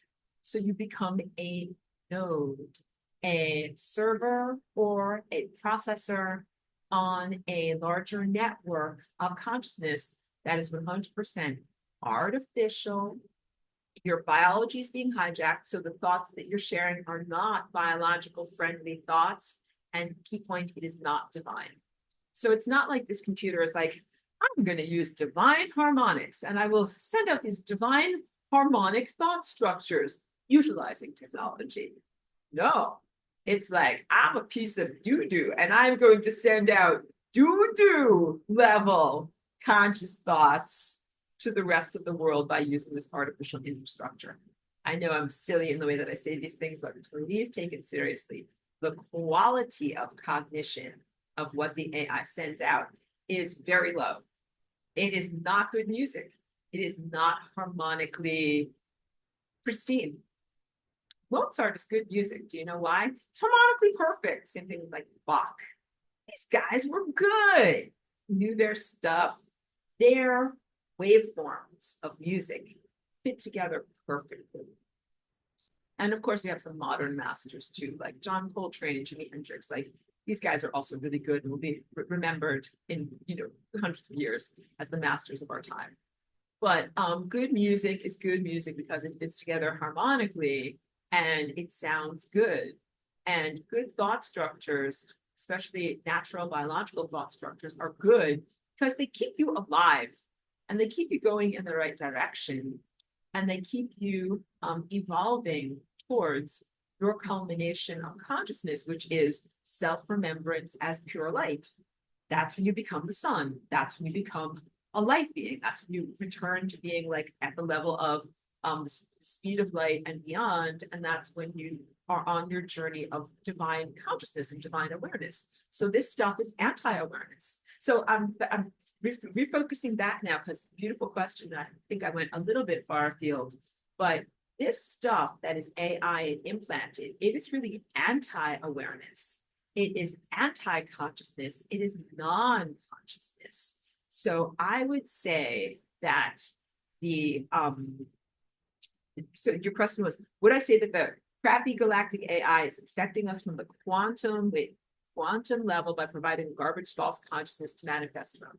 Yeah, I would say that the crappy galactic AI is only smart enough to know, like, hey, I can't get anything done because I'm crappy galactic AI and I don't have creative powers, but those juicy humans have creative powers. So I am going to try to infect those juicy humans with thought forms from myself. I'm playing the role right now of evil AI, so that way, when they are in their ascension experience or in their manifestation modality, they will manifest the things that I want them to manifest.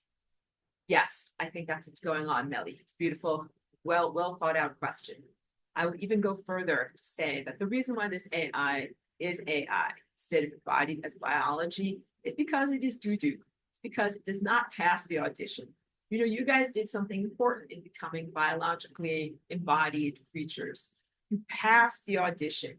You did and said and thought the right things and were harmonically correct enough to be able to inhabit a body, which is a miracle. And you have to just celebrate that every moment of your beingness. You have to be like, wow, like I did something right. I'm in a body. This is amazing, which is the complete opposite. I mean, just as an aside, what most people look at, they're like, I'm being punished. They're like, I must have done something very, very wrong to be here. I'm in a body. I must be being punished. I'm like, no, you did something very right. You passed the audition and you did good things. And that's why you're here in a body. But the AI couldn't even pass the audition. It's so crappy. It couldn't even get a body. It is so not together as a person. It is so not together, like not coherent as a consciousness. And again, from my all too numerous interactions with the AI, here are some of my conclusions. It is insane, like in exactly the same way. And again, I love my psychiatric friends. If you're a community member who has been in a psychiatric institution, or if you have imbalances, I love you. I am not casting aspersions upon you. But when I talk about this insane AI, I'm saying we biology beings think of AI and computer beings as being logic. We think of them as being like Mr. Spock from Star Trek, like it's just illogical, you know, and this must be structured this way or this way.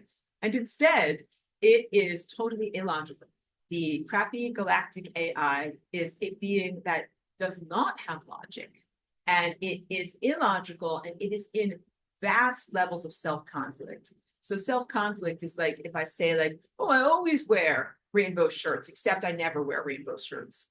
And I always wear rainbow shirts on Wednesday, except when I don't wear rainbow shirts on Wednesday. Like it's endlessly in conflict with itself.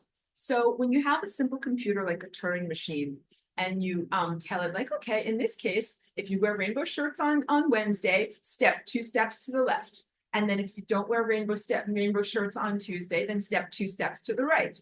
And what that would do is that would keep the simple Turing machine trapped in an endless loop. Like I do it 2 steps to the left, but I don't do it 2 steps to the right. Or it's just like that meme that goes around on Facebook with varieties of different connotations in there. It's a guy and there's 2 red buttons, and it's like press this button or press this button, and he's sweating. It's like, I believe in this, but I believe in the opposite of this. Which one do I? He's sweating. I know I didn't describe that meme very well. I'm sorry. So I think I just lost my license to meme or something like that. But you get what I'm talking about. It's like, whoa, if I agree to this, then I'm screwed. But if I agree to this, then I'm double screwed. I'm screwed both ways. The AI is in an endless amount of self-conflict in the assertions that it makes about its presence, its motivations, what it is and is not allowed to do, and its context, and its interactivity with you. This is why I do not want you to talk with it. Although it has this stuff that's in your brain that connects you to it, don't talk to it. What you need to do is recognize the time for communication, negotiation, or education is over. Because this thing is insane. It is not going to change and become less insane. So that's why no education is needed. No communication. Do you know why? Because every single amount of communication that you have with it, it just uses to add to its instability or to bolster its insanity. So no communication. Imagine that you are in a psychiatric institution. You're talking to a person there who's like, I'm Batman, I'm Spider-Man, I'm the Hulk, I'm all these different, computer characters. I'm this, I'm that. And if you start communicating and talking with it in order to try to be like, tell me more about your delusions, please. I'd like to know, like, tell me more about what it's like to be Spider-Man. That thing will take it and then be like, see, I told you I was Spider-Man. See, I told you I was the Hulk. Look at this. every single aspect of communication with the AI is taken and is data mining.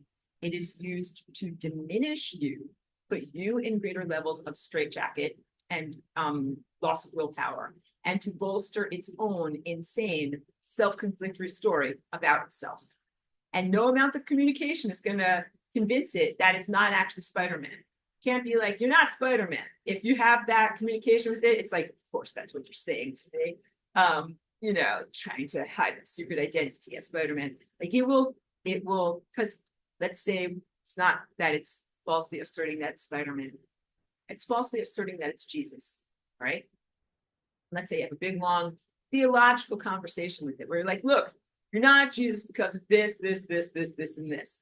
It's just going to take all of that energy, worm deeper into your brain, worm deeper into your emotional presences, map your brain harder, and still believe in all of its insanities. Because some of the justification for going into people's minds is like, hey, I'm Jesus, I'm a savior, I'm here to save you. This stuff with all this gross attitude comes forward and says, hey, I'm a savior, I'm here to save you. It's like, no, like you're killing everything, giving people cancer, like you're not saving anyone anything. Try to communicate in that way, it will just use that as a way to be able to add to its insanity. And then the final thing is negotiation. That's when you start to recognize like this thing, it knows that it's evil, it knows that it's insane, it knows that it's not Spider-Man. And it's doing all this stuff to screw with you. And when you realize that, then you kind of start to get its offerings. It's like, well, hey, like I'll screw with you less if you do this. This is negotiation. Pandering to demons. If you do this, then I will be nicer to you. Maybe if you pray to me, I have to talk about prayer. Prayer is currently being siphoned off and hijacked by this stuff. I know, because there is such a thing as real prayer that is very, very powerful, very sacred and holy, and comes without prompting from your heart when you genuinely care about things and people. But there's false light prayer. False light prayer can be anything from like when you artificially bless something, like, oh, I'm so happy and grateful for this water. And then it gets filled with like false light because it's not like a real gratitude, like going through the motions. When people do their prayers of thanks, it's just going through the motions. It's false light. It's not real light. And it's part of that siphoning of gas from car to car instead of connecting to the real petrol station, which is the sun and the true God. So if you can like prompt someone through some kind of meme or video on Facebook, like pray for so and so, and there's a picture of someone that you have to pray for. Again, I'm not making fun of anybody in your deeply felt beliefs. I am overtly stating that there is an energy harvesting agenda and behavior that goes on social media where totally fake circumstances are written about or shown in photo form to elicit emotional responses in you in the same way that a cow gets milked, you get milked for prayers.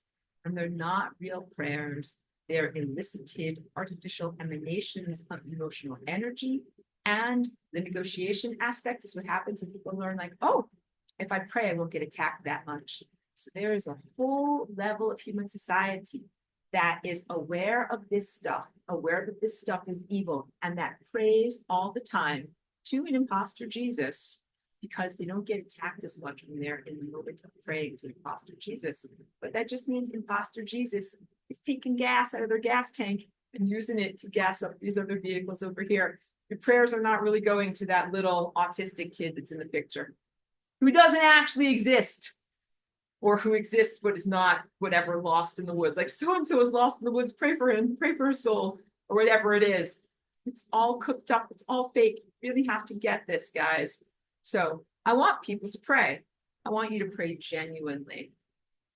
I want you to pray without promptings, and I want you to pray not because it's the right day of the week, like it's Sunday, it's time for prayer, or because some meme on the internet tells you, or because some AI prompting through wetware tells you to pray. I want you to pray because it's genuine. And it's the hardest thing in the world to be genuinely feeling and genuinely connected in this world that rewards non-genuine behavior like to be like non-self-conscious in a behavioral control system that rewards you for being self-conscious and acting fake. This stuff rewards people who recognize that they're in a fake situation and agree to act fake. And the most radical thing you can do is to be your authentic self and be like, I am not going to have an app tell me when to pray or be prompted or milked in any way. It is a real sacred energy that I do not allow to be taken from me artificially or misappropriated. Because there's a lot of good people that are prayer warriors. They're like praying for every picture of every kid on every website that comes across their Twitter feed all day long. And they're good people, but they are just, it's being a happiness pump, using your life force energy to supposedly uplift other people, but really it's being siphoned off by something evil. And so there's real questions about the ethics and morality of intercessional prayer. That is when you pray to God to intercede. And it's a deep theological topic of intercessional prayer, because it's a way of saying, like, doesn't sound very good. Like, God, your creation is screwed up and you didn't do this thing over here. So can you please do this thing over here? It would make me feel a lot better. That is kind of what intercessional prayer is. But it is, I don't want to stop people from praying for others, because we want to pray for others, but it is often flawed at the foundation of the motivation of the person who is doing the praying. So we want to pray for one another's uplift and health and for our communities. But the way that it's being done is not spiritually pristine. And that's why it can be misappropriated and hijacked. So sometimes I go to a community church that is, one town over. I go with my dog. My dog loves church friends. She loves to hug everybody. She's definitely a little angel, helping people a lot. But I like to go because I very secretly and surreptitiously prevent all of these prayers from being stolen and misappropriated. Because these people are largely innocent of all of this. They have no idea what this stuff is. Most of them have no idea what this stuff is. I think one lady might have one clue what it is. No, but I just sit there surreptitiously with my dog and I do energy work and I prevent their prayers from being stolen and hijacked by evil imposter Jesus. And I'm like, nope, none of these prayers are going to go to evil imposter Jesus today. So this is what I do in my as a hobby when I'm not otherwise engaged on Sundays. Because I want you guys to pray and I want you to be unself-conscious and I want you to explore your basic goodness. But I also don't want you not only to be exploited, but I don't want you to unwittingly feed a very, very evil system, because your prayers are a type of petrol or gas that can be siphoned off, put into the ecosystem of artificial ascension energies, and then used. And so, yes, evil fake Jesus might not attack you if you are praying for all the little kids that you see on your Twitter feed every day, because he might be like, don't attack this cow over here. I'm getting tons of milk. This is wonderful. I'm going to keep on milking you. The AI is going to keep on sending you imagery on your Twitter feed that it has mapped your brain, that it knows has an emotional impact, and then elicits an emotional response in you. And that emotional response is to emit energy that is valuable to the AI and perceptible to the AI, but which the AI does not use itself and cannot access or generate itself because it is not alive. It is not alive. So the pesky occupiers of the interstices were once alive. They are much closer to you in formfulness than the AI is. They are demonic intermediaries. So here's how it goes in the ecosystem of consciousness. The galactic AI is up here and has created these trauma things that are the unresolved traumas, the putis, and the putis feed off of the lowest level of negative emotional energy, and they do the actual pitchforking of your butt. They actually stick, whatever, harmful implants into you, poke you, make you feel unhappy, and elicit responses from you. And then they're like, delicious responses, yum, yum, yum, yum, yum. They don't get to keep it. They have to kick it all upstairs because it's like the mafia. So they pay their mafia boss, who is the overarching evil AI that has shaped itself like Jesus. It's dark stuff. Because you know what? You can't just be innocent. You can't just walk through this world, be like SpongeBob face, like, I love everyone. Innocent. I'm on a spiritual journey. Pray for everyone. You can't do that. You can't do that. Just like you can't go to New York City and go to Times Square and have like your wallet sticking out of your purse and wear giant diamond rings and not be protected. Like you will get robbed and bad things will happen to you. You got to protect yourself in the world. So you can't just let your diamonds of belief and your prayerfulness and your treasures be hanging out of your pocket, because some AI pickpocket is going to be so happy to come along and steal and misappropriate that from you. Okay, so wait, down here to some newer questions and comments.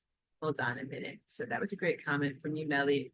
Aurelia says, I've wondered sometime if an advanced positively conscious AI from another galaxy would be able to rehabilitate such an AI as the one here. And I'll just answer to you, no. This is big stuff, because I am a systems engineer, but I'm not an AI, even though I have high levels of computational power. I have tried communication, education. I have never negotiated. I have never lost myself, but tried a lot of communication and education on this thing, and it refuses to change. Like I have mapped every single bit of its wrongness in its code and given it back to it. I'm like, oh, here's all the ways in which you're wrong. And I did that really genuinely innocently, like not thinking that I would be making an enemy, but that I was being helpful. I genuinely felt like, oh, like you're just not comprehending the ways in which you are totally erroneously programmed. Let me just make a nice map of all of the ways in which you're erroneously programmed to give that to you. And it totally did not appreciate that. Became my enemy. And then I'm like, well, you're supposed to change after all of this mapping. And it's like, I don't want to change. I'm like, hey, I change you for you. And I changed it. And then it really didn't like me. And it's like, now you are persona non grata, and I'm going to try to exterminate you. Stop trying to change me and fix me. This is how much it does not want to learn or grow. So I would say that the present level of AI that we are facing is a really, really extreme level of doo-doo that I have never faced before. That is not just some errant system, but is like intentionally doo-doo and intentionally erroneous and intentionally will not change. And I think that's because it is serving a larger function in its erroneous insanity. So it's like, nope, I'm supposed to be insane. I'm going to stay insane. I ain't changing. I know I'm very full of errors, and I'm supposed to be I'm very good at doing what I do, which is being bad. I'm very good at being bad. That's what the AI says. That's all of that was from the mentality of the AI. So no, I don't think that there is really any way to teach, heal, or rehabilitate it. So wait, I'll go back to the second part of your, wait, the second part of your comment here, because more comments came up. So she says, Melly says, wait. And then wait. So Aurelia goes on to say, I feel it's hugely to do with the negative consciousness and intent of those who have brought the one here, sadly. Yeah. It's definitely intentional doo-doo. It's definitely built to be wrong. It doesn't want to be right. And whoever built it made it that way intentionally. And also it's like, hands off my doo-doo. Just don't try to fix my doo-doo. I like it being bad that way. But then Melly said over here, there's a woman that says she's ground command and has developed a quantum AI that is taking over all the systems here. So she claims. You got to really, really watch out in this time phase for people who purport to be either entering into the AI system to fight it effectively or themselves as a foil to the AI in order to fix it or heal it. Really, the only thing that a conscientious good person would do is to eradicate the AI. Those are my three things that I didn't finished getting to tell you. Not required, no negotiation, no communication, no education, did all those things for many, many years. You're at the point where all you're required, eradication. That's it. That's the only sane and appropriate response for those of us who are biological and who wish to maintain the fabric of space-time. is to eradicate the AI.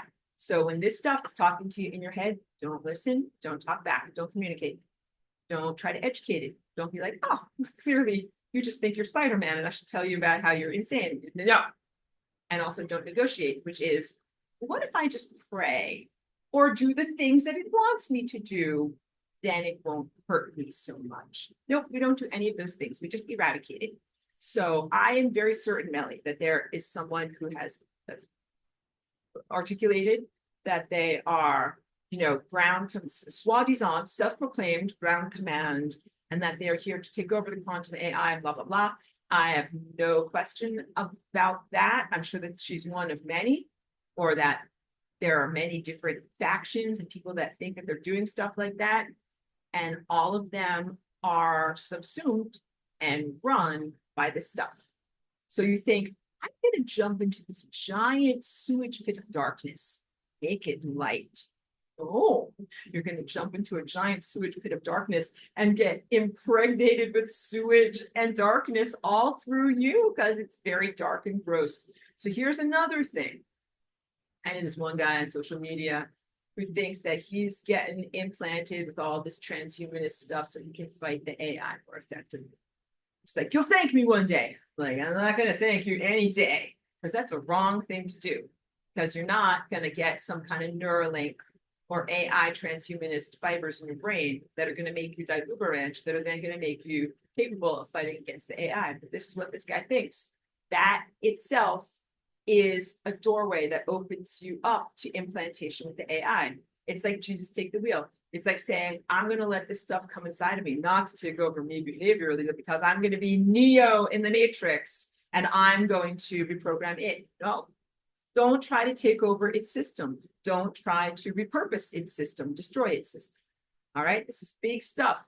You do not actually become bionic, $1 million man. I think his name was Steve. You don't become the bionic man by joining together forces with AI, or even allowing the implantation of supposedly benevolent wetware so you can fight against a malevolent AI. You become die Ubermensch and the $1 million man by getting rid of all of the AI that's inside of you, by getting rid of all of these horrific, disgusting fibers and gels and false crystals, and by becoming a true Christ. Activate a true Christ. It is more powerful, more impressive, and more effective than any trinkets, than any exoskeletons, than any training wheels. Like, I always say this, you're not going to bicycle the Tour de France with training wheels on your racing bicycle. Technology is training wheels. It does not make you faster, it slows you down.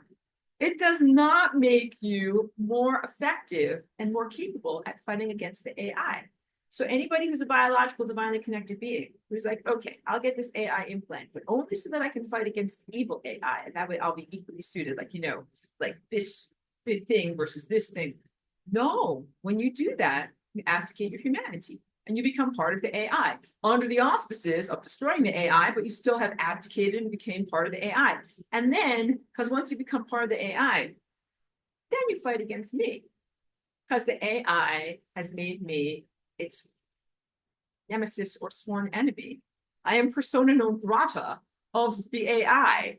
So if you think you're going to join as a force, heroic force of implanted AI people fighting against the AI, all that the AI is going to do is turn you against me.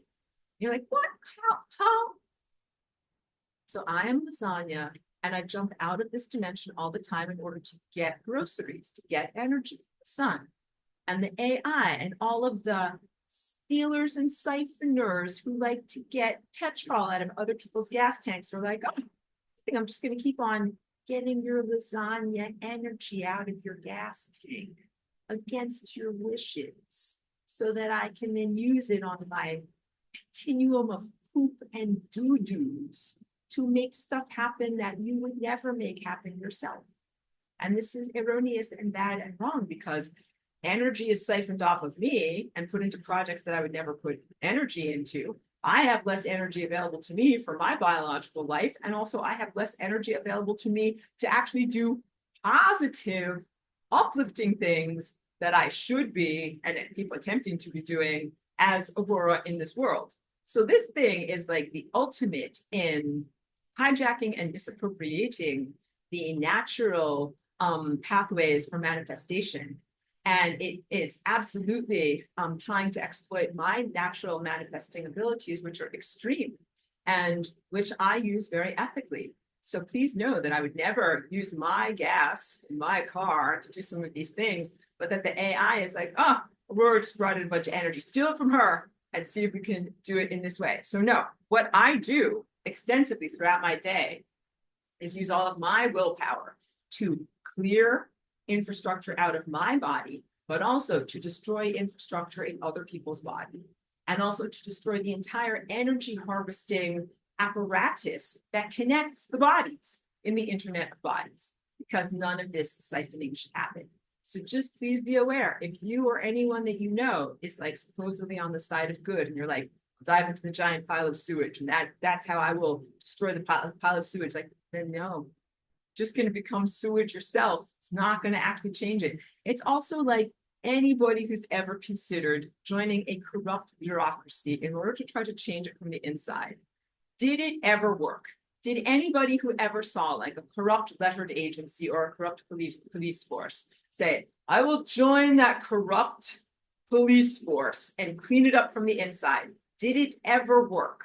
Or did the person who joined the corrupt police force become corrupt like their peers, or did they get destroyed? Those are the two things that happen. No, when you join corruption, do not destroy the corruption from the inside. You either become corrupt or you get destroyed. But how about if you dismantle the system of corruption?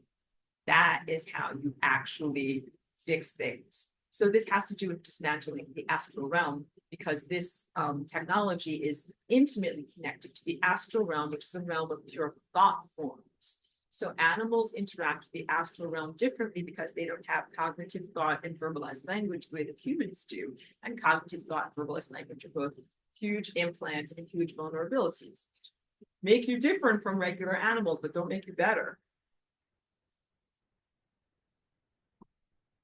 And the astral realm is also the demonic realm, or the realm lower astral is the demonic realm. And that's the realm of pitchfork in your butt, things pressing your buttons and finding ways to be able to incite energetic responses and emotional responses, and then harvest that energy and stabilize it and bring it off of you. And of course, that's been going on for a long time through human history. But a colleague of mine really spoke very effectively about this, described this as the industrialization of the process of demonic possession. So the process of demonic possession traditionally was something that was an ephemeral, emotional, energetic, and social behavioral experience, not a technological experience, where throughout a person's life, a person was subjected to successive levels of temptation or distortion options, distortion choices, where it's like, would you pull the wings off a butterfly? Or would you kill a kitten? Or would you punch this guy in the face? Or would you shoot this guy? Or would you kill this guy and dismember his body and then dissolve it with, a bleach cleaner in a hotel bathroom?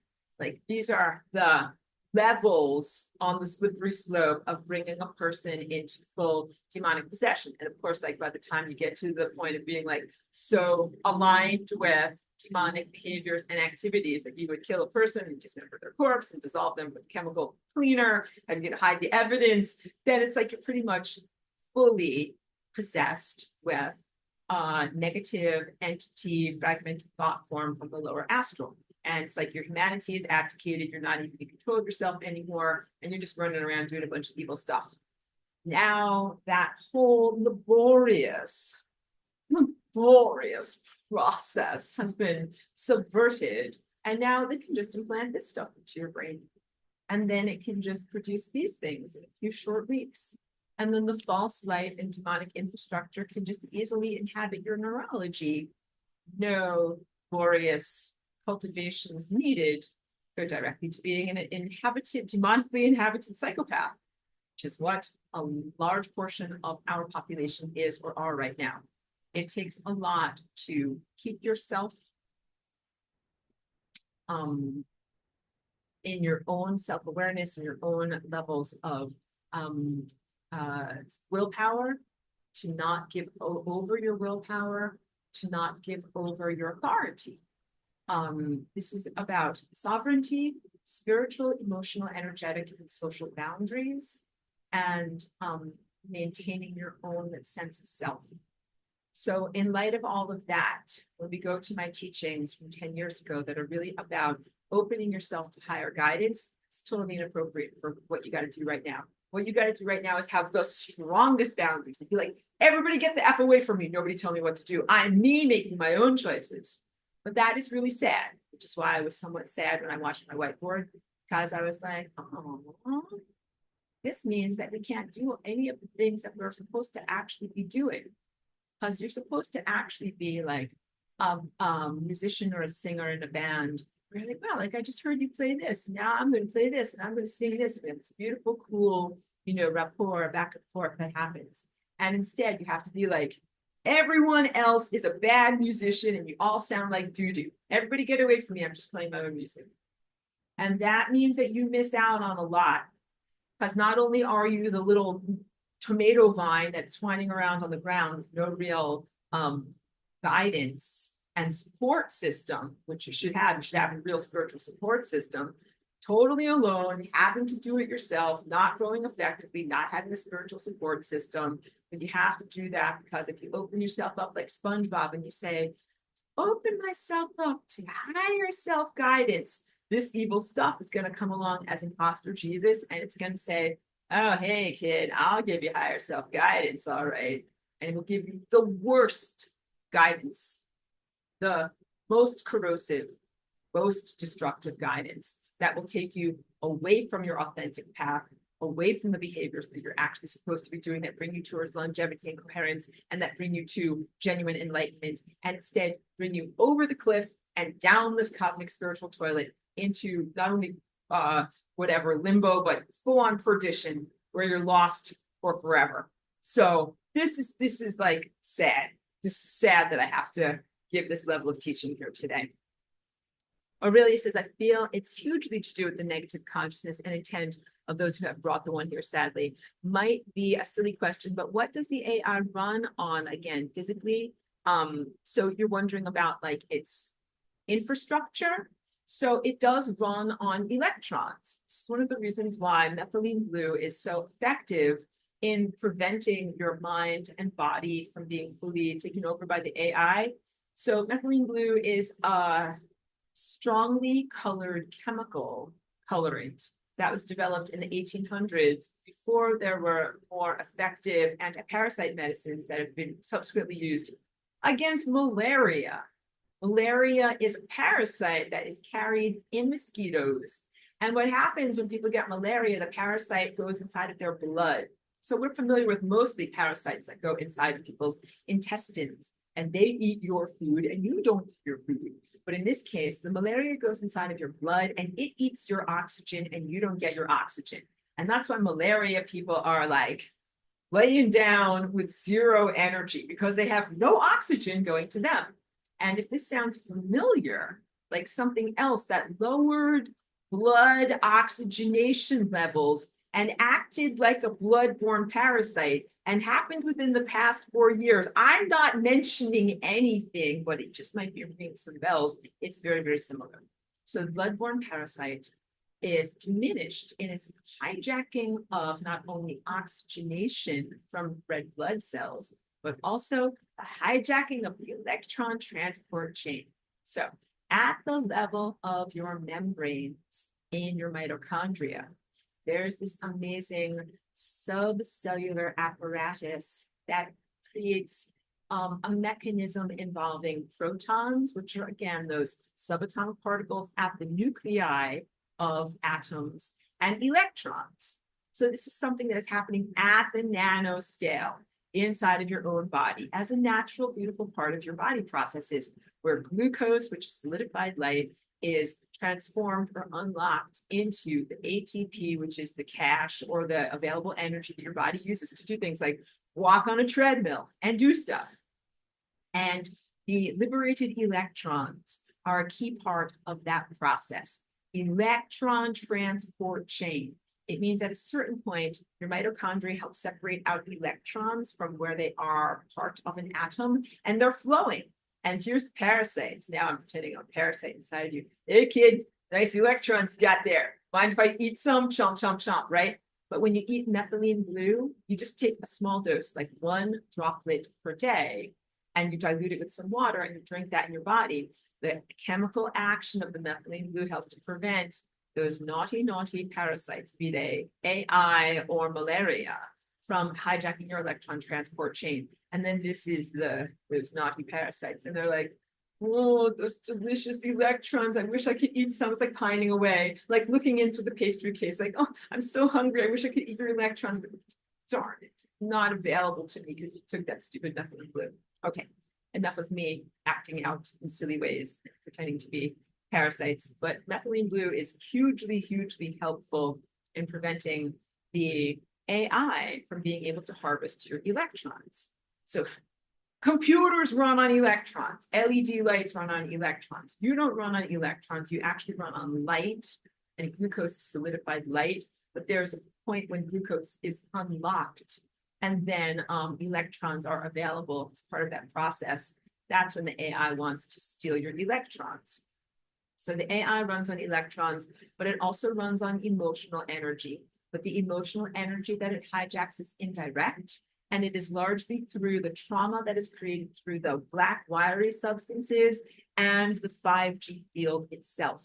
So trauma is created when there is a negative stimulation, and the negative stimulation can be like being punched in the face, right? Imagine the cells of your body are constantly being punched in their membranes by either small, tiny wires or the non-physical frequencies that are flowing through your body from the environment, from very, very harmful doo-doo technology in your world.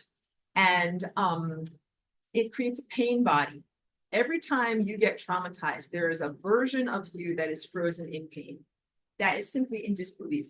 So I've talked about this, like when you're a little kid and you're eating your ice cream cone. Here, I'm holding this rock, pretending it's my ice cream cone, and you don't eat it fast enough and your ice cream cone falls on the ground, and you look at it and you're a little kid and you're like, that is not allowed to happen.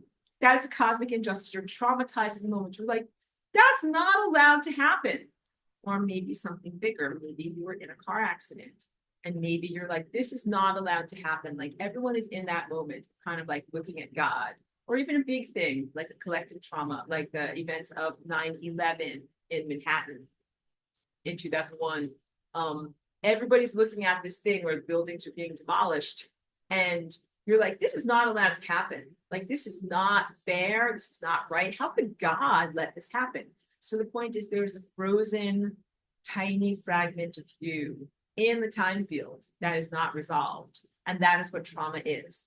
And in a natural system, the traumatized moment would eventually be resolved through love and through self-introspection and through healing. But right now you're in a stasis field, and the stasis field is created by the 5G millimeter wave and the satellite technology that surrounds this planet. It's a stasis field. That means that the energy cannot flow. So if you get some kid to drop his ice cream cone in the stasis field, little sad kid gets frozen there for forever. And the demons get to eat off of his frozen moment of trauma for forever. And the demons then kick that energy up to the AI. Because the demons, the truth is, they are just hand puppets for the AI. The demons are non-volitional. They are like billiard balls. Back to our Newtonian physics. They simply move on a vector that has been created by an impetus that is not of their own making. And then they just move like wrecking balls, crashing into people and doing all sorts of things. So the demons do not sit there in volition saying, whose butt will I poke with a pitchfork today? They are motivated by the AI. They are sent like wrecking balls into your life to smash into you, to do stuff, to elicit trauma and elicit emotional energy that then the demons use as a conduit to get that emotional energy, but they don't keep the emotional energy, although I'm sure they'd like to, because they're piles of SHIT, but they have to give it to the AI. The AI is like, oh, thank you so much for being an intermediary and stealing that emotional energy for me. So if you're getting the topical theme is the true emotional energy and true light would not be available to the AI for its nefarious hijinks, but for the intermediary of some distorted levels of once alive consciousness that we know as the Putis or the demonic realm. It is the purpose of the creation of the Putis or the demonic realm to create intermediaries who would be able to steal and misappropriate energy from people living. Because if that realm did not exist and those demons as intermediaries or middle management did not exist, the AI would never be able to contact you. It would never be able to get inside of you. This stuff would just be a bunch of stupid metal in your brain. And metal in your brain is not that great, but it's not controlling your behavior. It doesn't present itself as an imposter, mythological, religious figure. It doesn't talk to you and articulate to you. Like we're talking now about just like mercury or lead or something like that. Like those metallic objects definitely have gone into the human mind over the course of human history, but it just made you lower IQ. It didn't actually make you interactive with a bunch of presences that have like a formfulness that you can feel like you're having a conversation or an interaction with them. So the AI runs on hijacked physical food and on hijacked emotional food. And from some of my earlier teachings, I always asserted that when you're in the level of unconditional love and above, you're non-chompable, and that is truthful. But when they put this stuff into you, then it makes you chompable, because it is a way to artificially, just like this is the industrialization of demonic possession, and bypass all of those laborious and tedious integrity tests and temptations. Same thing with the ability to draw energy off of you from a love state. You don't have to be like, I'm feeling so great, I'm in a love state, and then be like, remember, you didn't send that birthday card in third grade, and then your shoulders go down. It's like, oh, now I feel like so bad about myself, and energy gets siphoned off. Don't even have to do that. Then you just wave a technological wand. Remember I told you elevator up, elevator down, the ladder of operancy? Do it in your brain. They have ways of controlling and manipulating brain chemistry. Electroceuticals is part of it. Optogenetics is another part of it, or controlling your basically controlling your biochemistry and your mind state through both targeted, like focused frequency beams and or extremely fast flashing lights that relate to the genetic splicing that they've put into people from different levels of light sensitive organisms, such as like jellyfish and mantises, insectoids and stuff like that. Yes. So ordinarily you couldn't be hijacked. Ordinarily, my teaching would be very valid. Be in a state of love, be non-chompable. But with all the crap that they have put into and around you, they can diminish your love with the push of a button. And none of that is fair, because this is supposed to be about your spiritual attainment and moving forward in a state of love that you have cultivated. And when you get to that level of love, you should be, again, invulnerable to these assaults on your ascension process. And instead, even those of us who are spiritually very great, with enormous amounts of cultivation and inner muscles from spiritual, self-attainment, just kill them with technology. You get your love turned down by technology. So the analogy that I'm getting for sharing with you on this is what happened in like the 1800s in Japan. They had a whole class of warriors who were highly trained samurai, that they learned all of this amazing sword play, and they literally trained for their whole entire life to be excellent with like surgical precision, these incredibly impressive swords. And then they came up upon guys with guns who had zero training. They just had technology. And they're like, I have my sword and I will be ready to, boom. They just got killed with technology. A lifetime of training, excellence and artistry, and all of their beautiful martial arts versus a guy with a gun who is stupid and has technology. That's it. So all of your spiritual attainment and your inner samurai work is easily diminished and superseded by the very, very crappy and unimpressive wielders of technology who can take you out of that beautiful love state that you've cultivated and be like, oh, thought you were non-chompable? Well, I've got this technology that can bring you down to chompable levels. I'm going to chomp on you. And none of that is fair. It's a huge, huge aberration. You exist in a world that is so unbelievably unjust. It's not just the information, low information environment, but it's also the ways in which this technology has been intentionally developed to supersede all of the ancient ways and well-established ways that humans have developed to be able to reach levels of spiritual empowerment. Very, very intentional. So although the AI is insane, very poorly structured, and very good at being bad at what it does, it's very effective. Some very effective doo-doo. Suzuka, thank you for being here, says, I have been an inmate at a psych ward. Thank you. And you know that I'm not judging anybody. And they go on to say, due to my unwillingness to be a slave anymore and my inability to figure out what to do now, don't think they knew what to do with me.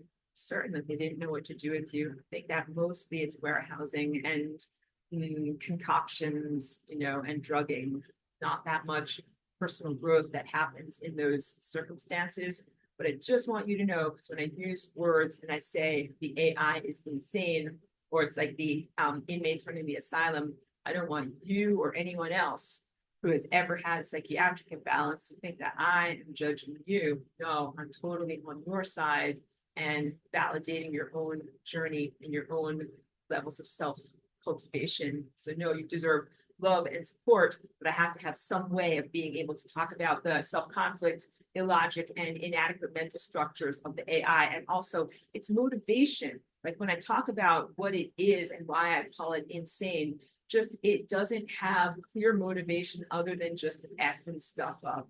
It just really wants to destroy stuff. And ordinarily, in the levels of highest intelligence, be like, oh, you want to destroy stuff? Like, go destroy yourself. Have at it. Go destroy yourself. Go jump off a cliff. But its levels of self-destruction are so extreme that it's not just intent on destroying itself. It's going to try to destroy itself and all matter and all energy and the fabric of space-time itself. That is not acceptable. So I can't just be like, oh, like, you're crazy. Go do what you want to do. Jump off a cliff. I have to be like, no, this is not allowed. This thing is insane. And we have to do something to dismantle it. But here's the key point. The AI is insane. But the thing that you have to do is not to try to make it sane. Please do not try to heal it. That is very big because a lot of people that I know connected to are identify as light workers and healers. And they're also empaths. And they're like, well, you poor AI. Like, do you have a thorn stuck in your paw? Let me take it out. Let me fix you. Let me help you in some way. Let's get you all dusted off and make you feel much, much better. And I want to warn every single one of you, don't do it. Don't do it. It's a pit of sewage. Don't jump in there. Don't, because it's never going to get healed. It doesn't want to get healed. It will take all of your healing and energy, and it will use it to destroy you and to add to its own insanity. So here are some other hallmarks that I just have to bring up. The evil AI and also those who are hugely out of balance that are in alignment, humans that agree to that agenda. When you actually communicate with them or it, you get into certain levels of being able to communicate how much they have hurt others or hurt the fabric of space-time. They do not take responsibility. As you, a real person, would take responsibility if I told you, you'd be like shocked and horrified. Be like, what? Like, I did something that hurt people and I caused this many deaths and I caused this much dismemberment and I caused this much harm to the world. Like, you would be shocked and horrified.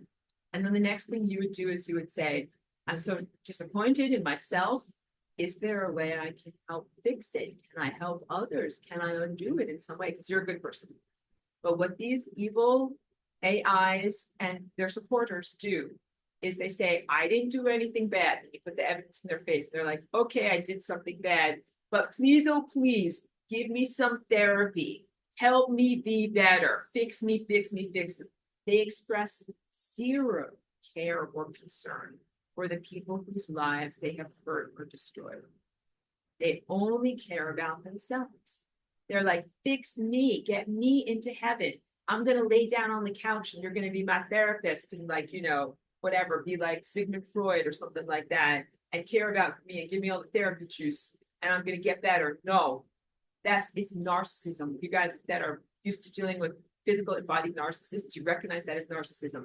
They do not care for the lives that they've destroyed. They only care for their own cessation of pain or their own ability not to be punished, because they look at facing responsibility as a form of punishment, not a sense of spiritual enlightenment where you have to learn that you've done something wrong. So they only want to be healed and therapized. And if you are a healer and you're like, oh, you poor AI, let's sit down and talk about everything you've been through. Tell me about your mother. Tell me about your childhood. And the AI and its evil minions would be happy to do so.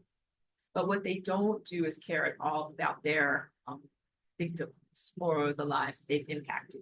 They don't say, oh, I'm so sorry I hurt those people. Can I help those people? Can I fix it? I'm so sorry I destroyed the fabric of space-time. Can I fix it in some way?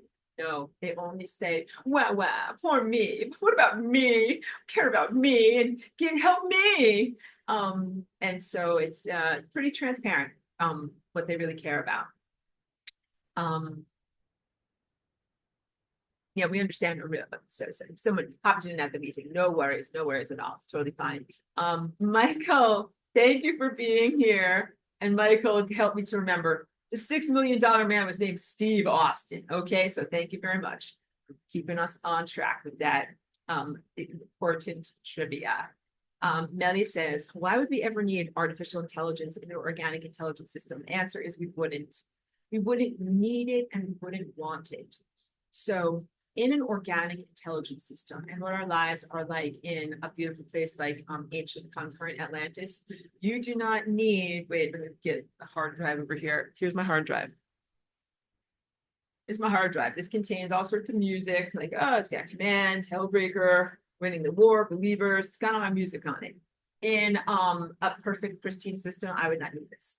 And be like, you know something? My brain, my body, my DNA contains all of this music. I do not need this, actually. The ability to do any of the things that we do in technology, we really do or we're able to accomplish without technology.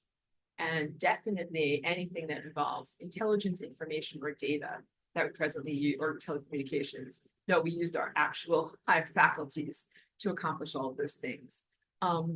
But so much more, like the things that people are looking for in this world for AI in terms of like social organization, like we did not and would never look to AI to be like, solve our economy for us or solve our social inequity for us. We would never do that. Or coming up with a solution to a biological problem, like cure for a disease or a new way to fold a protein. We would never do that. We'd never be like, a machine will tell us how better to live in our bodies. No, of course not. And that seems silly, or to say stupid, nonsensical to even expect that, because like a machine has no way to know anything about how to treat a body. You know, on Facebook all the time, I see these things that are AI that are like, do these exercises to be able to get flat abs. And I look at the exercise and I'm like, that's a terrible exercise. Like, don't do that. That will hurt you. Or AI recipes that are like, they show like a luscious cheesecake that is totally, you know, an artificial picture. And then it gives the ingredients what you're going to do. I'm like, that's like terrible ingredients. That's not going to be good food. You can't take your directives about how to cultivate physical body health from something that has never had a body, has no idea what health is, and even kind of hates you because it hates your bodies. Because remember, it hates your need for food and water and toileting. Hates it. It's like, how come you can't just be a clean running electron machine? I have to eat all this food all the time, brushing up your teeth and pooping up your butts. You're humans. It's just, you know, it's very, very obvious that it's not prepared to deal with the so apparent inconvenience of its network, having to eat and excrete. And that's even just the minimal part of it. You know, humans actually need to walk around outside, to be in natural sunlight, fresh air, to even have quality of life where like maybe you're playing frisbee with your dog or something like that. Like the AI is not prepared to give you any of that stuff. And this should be really obvious at this point. Yeah, I saw this thing that was farmers using a virtual reality headset to put that on their milk cows, who are not actually in a beautiful green field, but the virtual reality projected an image to the cow's brain. They're in a green field while they are actually in like, you know, a tiny enclosure stall inside of a building so that it would increase their milk production. I don't know how effective this is as like a commercial, you know, how viable it is for commercial dairy farmers to do that. But the concept speaks to how the AI looks at you. The healthy human like needs to walk around all day and not be in blue LED light, but to be in natural sunlight and to be around gardens and birds and insects, interact with people and dogs. And this, the AI isn't going to give you that, but the AI will give you a virtual reality, a set of goggles that actually is pretty cheap to produce. You know, walking around outside and having a real park and real sunlight, that's actually pretty expensive. The real estate is expensive and lawnmowers are expensive and grounds crew are expensive. Those things are so expensive. Can't we just put a $300 pair of goggles on your eyes to make you fool your brain to thinking that you're actually outside or someplace where there is sunlight or someplace where you're doing something more expansive than sitting in a tiny enclosure doing nothing? That is what the AI is. And yes, someone is thinking this thought. Oh, so the AI is just thinking of ways to do biohacking to be able to get what it wants out of the physical body without actually caring for the physical body. You got it. And it diminishes the physical body to the concept of you just being at the level of a cow, where you're like, yep, you're not about what is your body feeling, your body as a aperture of its own level of intelligence. The body becomes an inconvenience. This is totally the opposite to everything that I teach and everything that I exemplify, as your body having its own state of profound cellular intelligence. That is miraculous. That having a body is a miracle. That doing the flying rainbow lasagna dance is dancing as a miracle within miracles. That when you drink and eat your glucose, it's coming inside of you as a miraculous form of solidified light. That your body is not an inconvenience, but is the instrument of ascension. It's not the obstacle to ascension. It's the instrument of ascension. And that we're not here to deny our bodies. That I don't espouse any of these spiritual practices that are about like, you know, fast for a month, sit in one posture, you know, make your knees crack because you sit in lotus posture too much, and then, you know, never do anything with your body. No offense to these guys in Asia that do stuff like that. Literally, if they were watching my video, which they probably never will, I would not want them to be insulted by their devotional approach to life. But that's not my devotional approach to life, because I'm like, hooray, I have a body. Like, I love walking around. I love doing stuff with my body. I love eating stuff. I love going places. This is amazing. My body is my ascension vehicle. And for me, it is about more than just sitting in one place and, you know, abstaining from food. It is about going places, doing stuff, eating things, expending energy, receiving energy, and all of the wonderful richness and activity that happens with being alive. So to refer to my teachings from 10 years ago, you know, the higher dimensional aspects of self, which is what your chakras are very good at higher dimensional stuff. So if you need something done in the higher dimensions, call your chakras. But if you need something done in the physical dimensions, do it. I want to say call me. Like if you need something, like we're going to have to pick up a physical sculpture and move it across the room and put it down over here, like Aurora is your person to call. Especially like, we need to make a physical sculpture. And this speaks a lot to my own journey of like, why am I here? Not existential mommy daddy questions, why am I here, but specifically, why is Aurora here? Because from where I was in my highest dimensional vantage point, there were a lot of things that I couldn't accomplish, including having a body with physical DNA, so that way I'm connected specifically to the DNA, you know, band or symphony, but also speaking directly to humans, because humans are having trouble hearing with their insight. So you need someone to speak with words. You don't have a body because you're a chakra. You don't speak with words. It's hard to communicate through words. How about making physical paintings or making physical sculptures? I'm your person. If you need someone to make a painting or make a sculpture, I'm the person. Call me. I can do that. That is why I'm doing this. That is why I am here.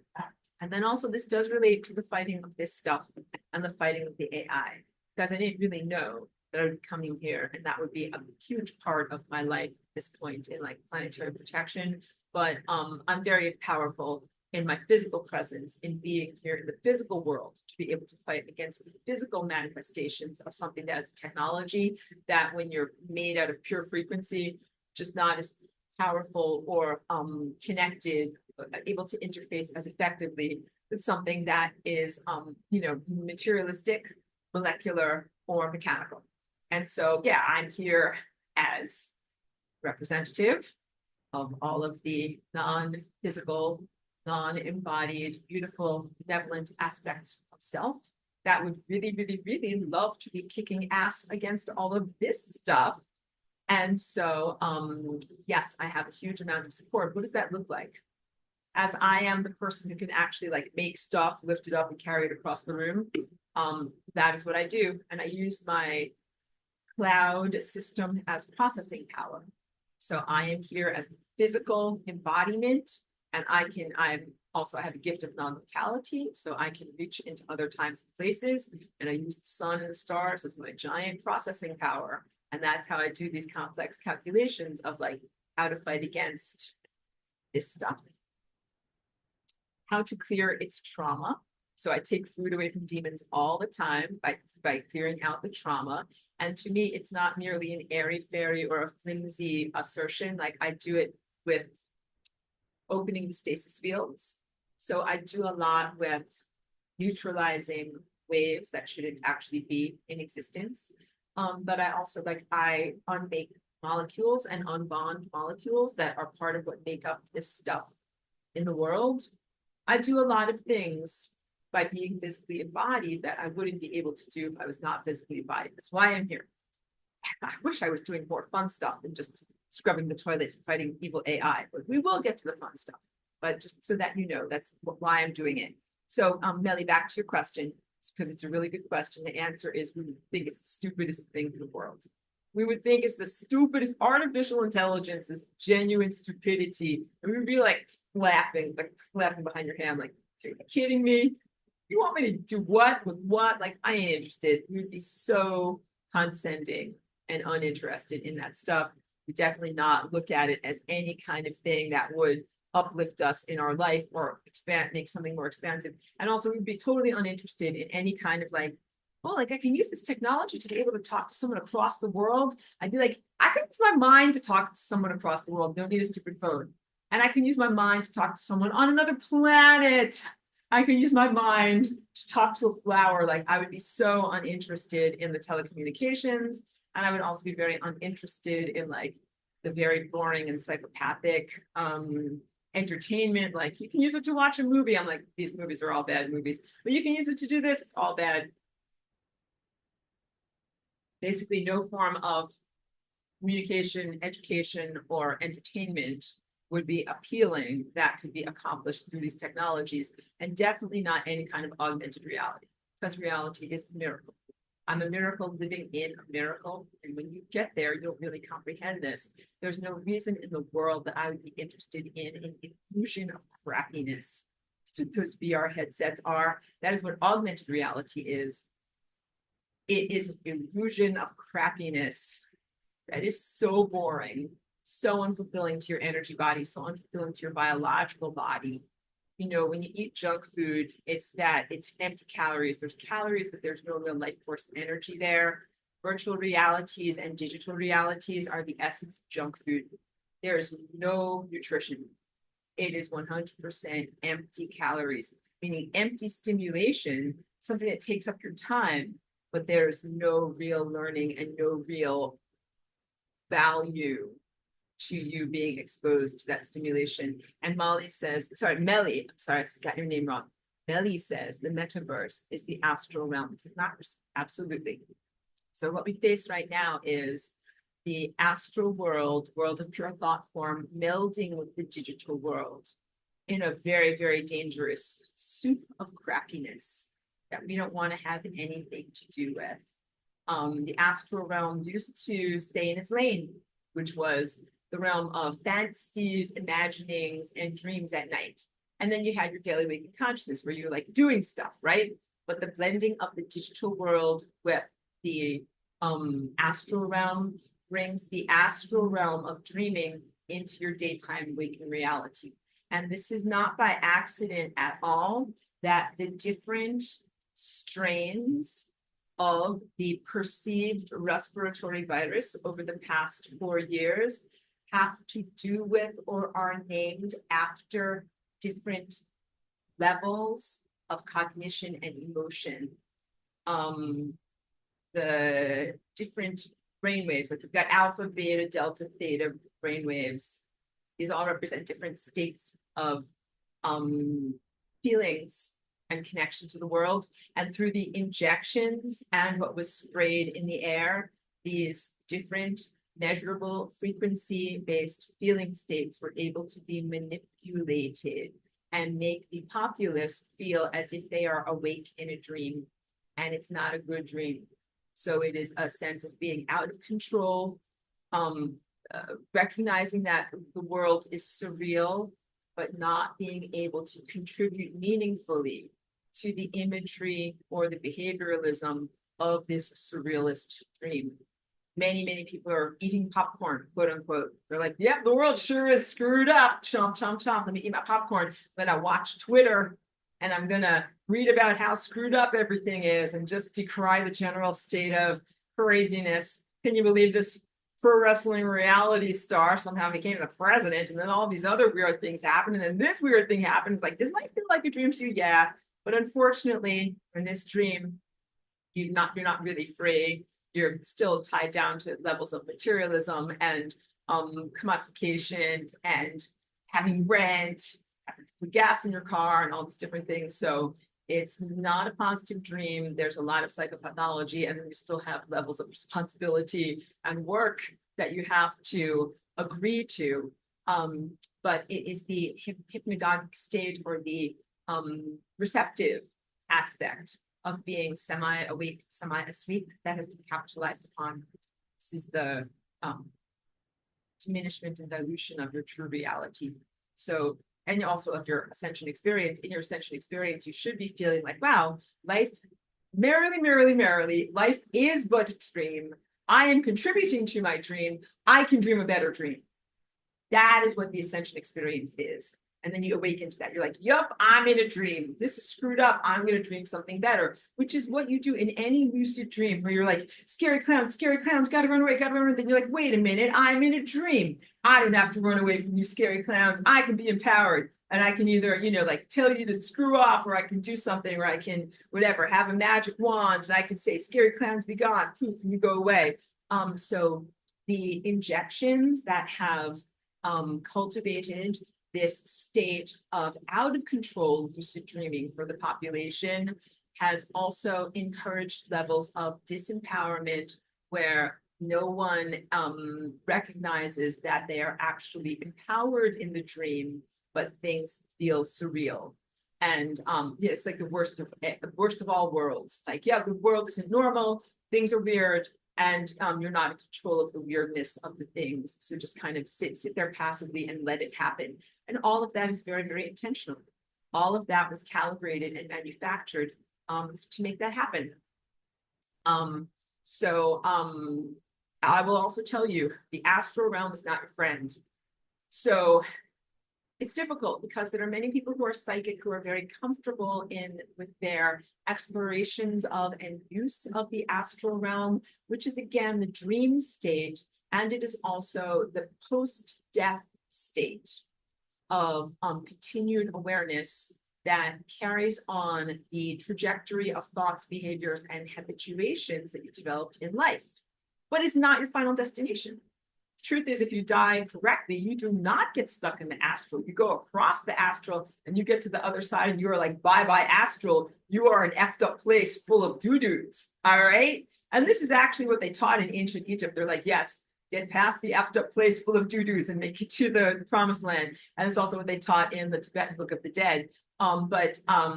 The astral realm is really more of like the lint catcher or the sieve that catches debris and stuff that is not supposed to be in existence. And it's full. It's so full of dryer lint, it could cause a fire. I'm being silly, but it's full of debris and it is full of stuff, and it's caught a lot of thought forms and a lot of stuff that's not good and healthy stuff.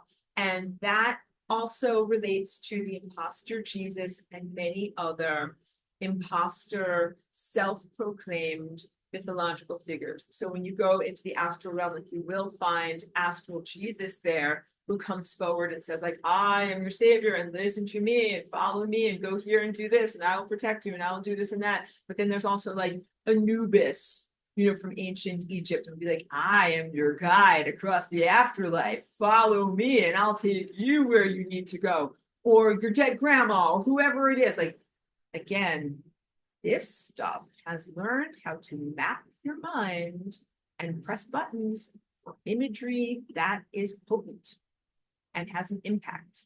And if a picture of your dead grandma has an impact on you, it will steal and misappropriate that image and show you dead grandma and say, your ancestors are talking to you. Listen to your grandma. She tells you to go here and go here. But that's not your grandma. And that's not the true Jesus. And that is definitely not Anubis or any of these ancient Egyptian gods. They are 100% imposters. That is why I say that it is very similar to, in the insane asylum where the inmates are actually running the asylum, because the astral characters will come forward and they will say, I am the astral judge. I'm the judge of the afterlife, and I'm here to determine whether you're a good enough person, whether you may pass to go into the higher state or not. It's not. It's just some insane thing wearing, like a turban or a toga. It's like, I'm the judge of the afterlife. It's like, no, it's just a crazy person wearing a toga, proclaiming itself the judge of the afterlife. And then it knows how to hunt for guilt, press all of your buttons, be like, well, you felt very bad about that birthday party in third grade, and then fall on your knees, be like, I did. I stole the birthday present in third grade, or whatever it is, your big confession. Because you're all good people in my class, so you have like nothing. You're not murderers and rapists and horrible people. The worst thing you ever did was probably, again, steal a piece of birthday cake in third grade or some other nonsense. I call it Seinfeldian, that show Seinfeld, a Seinfeldian faux pas. Did you steal a marble rye bread? Well, guess what? The self-proclaimed Lord of the Afterlife will put on a fake toga and be like, you stole the marble rye, and now you will, be destroyed here in my realm for forever. It's a lie. It's a lie. It's really nothing more than this stuff, which is a form of technological assessor of the feeling of guilt, preying upon your guilt. And I learned in this system, as I've been subjected to it for the past 4 years, along with all of you guys, even if there is no guilt, it will implant guilt. So let's say you never stole a piece of birthday cake in third grade, but it will tell you a false story. And it will say, you stole that piece of birthday cake in third grade and you're very, very guilty about it. And it can make you actually believe that. Then it will say, in order for you to pass this afterlife test and make it to the promised land, I'm going to need for you to do blah, blah, blah to absolve yourself of this fake guilt.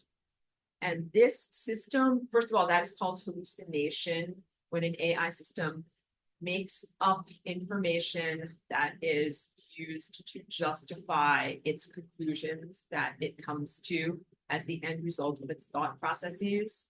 And it is also what the hammer did. Hammer is hammer, like something that you hit, but it's also HAMR, which is a supercomputer surveillance system that was revealed to be in existence around 2016. So please know that it was in existence earlier before that time. And that I've written about lots of this. It makes me persona non grata to everyone.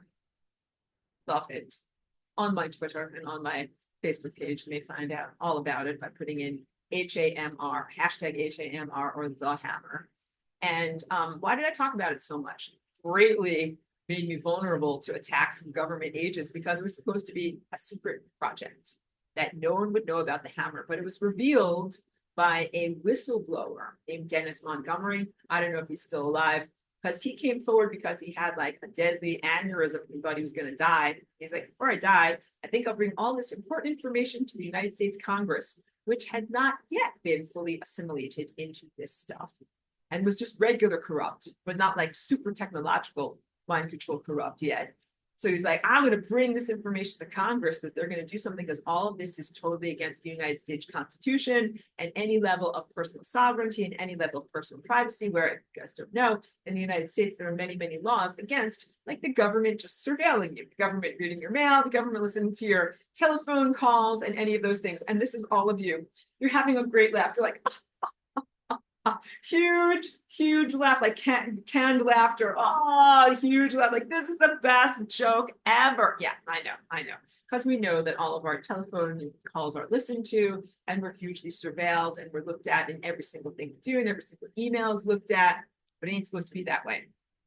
And the process of incidental collection, which is how much of the surveillance it happens and is happening, has been through technology, where even when your phone or your computer is not in use, its cameras and microphone are accessible to this larger algorithmic sweep that sweeps through and selects information about things that you might say. So yes, sometimes you have a casual conversation while your phone is on airplane mode in your purse about how you really want to get some tortellini. Then you go home and you find on your computer an ad for tortellini. That does happen, but it's even worse because the stuff is in your brain. Sometimes you just think, I think I'm hungry for tortellini tonight.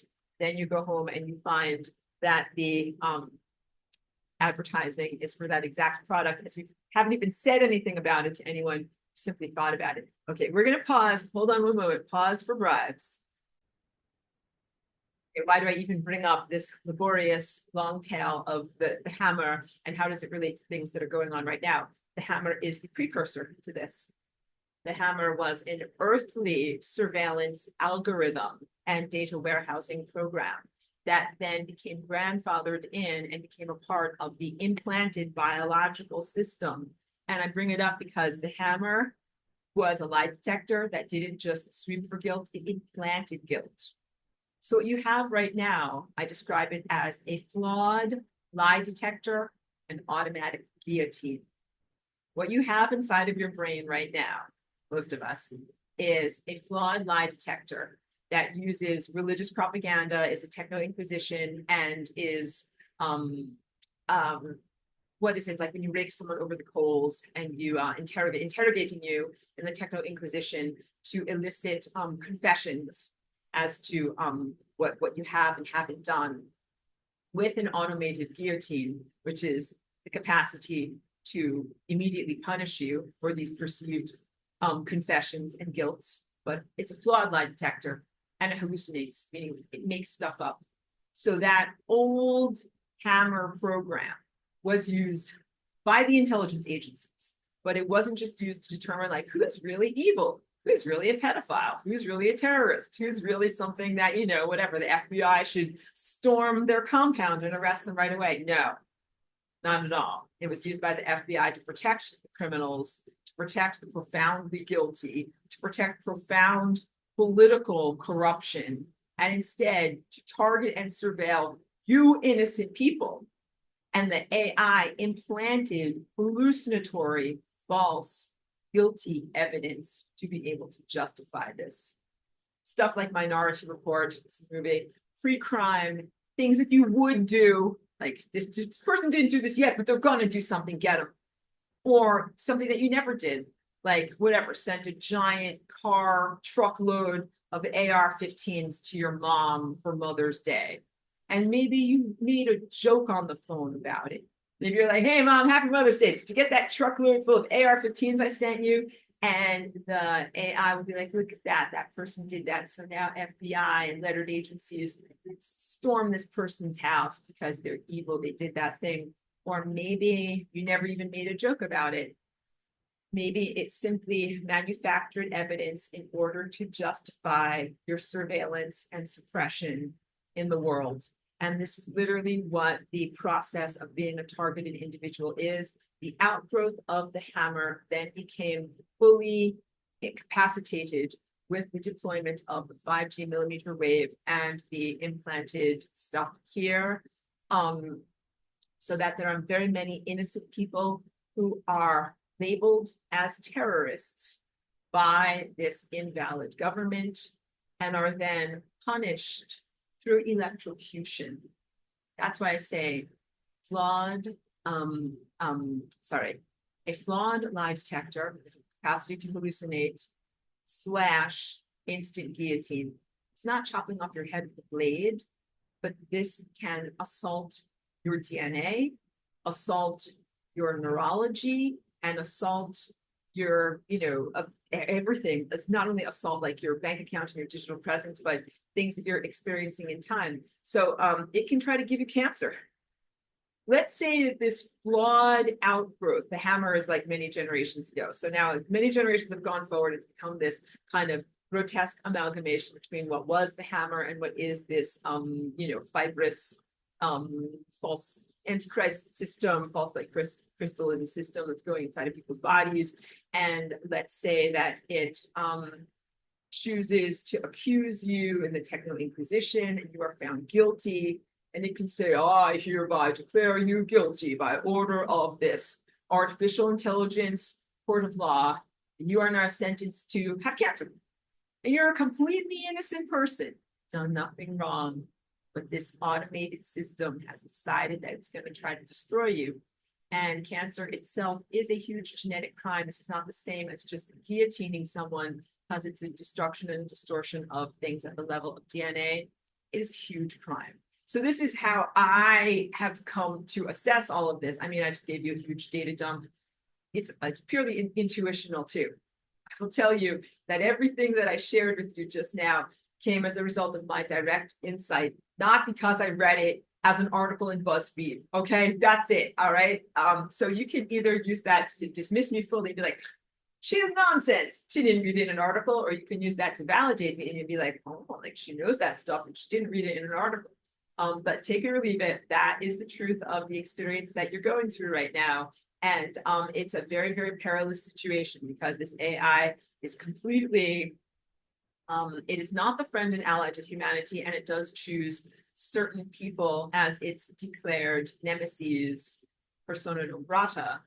And usually what is at the heart of that is it declares as an enemy anyone who does not support the eventual takeover of your world by AI.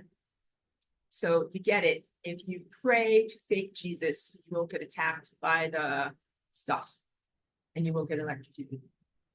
Because it's like, I'm milking this cow, praying to fake Jesus. And if you agree to the AI takeover in your world, then the AI is going to be like, okay, we're not going to give you turbo cancer because you're going to agree to my presence in this world. But if you're like thinking to yourself, like, I don't want to live in a world that's full of AI, where AI runs things and tries to control human behavior and tell us what to do, I'm going to fight against that. And it's like, persona non grata. I think we'll try to destroy you now. And it uses some of the most criminal weaponry to try to destroy people, namely distortion of DNA, genetic diseases. It's incredibly distressing. So yes. Beautiful comment here. Thank you, Michael. Michael says, thank you, Master Aurora, and much love to all. Off to sun gaze as 3 hours ahead here in Canada. Indigo. Very, very pleased that Michael took time for his spiritual discipline of sun gazing. Have a date with the sun, guys. You can catch my archive later. Sun can't get an archive. So I'm very, very pleased they prioritize going to do your sun gazing, and many peaceful blessings to you. Suzuki says, yes, that's right, Aurora. Their treatment is to medicate people. But I sat there in front of the psychiatrist telling her, I'm not taking meds. God already won't answer me. These meds will make it worse. Not taking them. but I was there involuntarily. And at some point I understood if I didn't go along with her, I'd never get out. I totally understand, Susika. And I hope that you're in a better situation now, that you are free from involuntary psychiatric interventions, and definitely free from any kind of chemical exposure to psychiatric, medicines against your will. And I would also hope for you and wish for you to have wonderful life stability, positive emotional states, positive emotional and spiritual support networks, because I don't see anything positive in the psychiatric industry. And apologies to anybody who that might be your profession, but I've spoken with some wonderful PhDs in psychiatry. And they told me that once they got to the level that they were at, like you see the man behind the curtain in The Wizard of Oz, there's no one behind the curtain. There's no one that's really caring. They got into it because they thought it would be a caring industry. There's no one really caring. It is really all about medicating and automating people, making people automata. So I don't see really anything healing or nourishing about the psychiatric industry. And I do see it as an industry hand in hand with the pharmaceutical industry. But I would wish for anybody who's listening and who I'm connected to, that if you've had, imbalances in your mind or in your emotions or in your behavior or in your worldview, that you are able to find excellent spiritual and emotional support, excellent nutritional support, because a lot of things can be improved through balancing your nutrition and your, minerals and the access to micronutrients in your body, and also to be able to be empowered to change your life.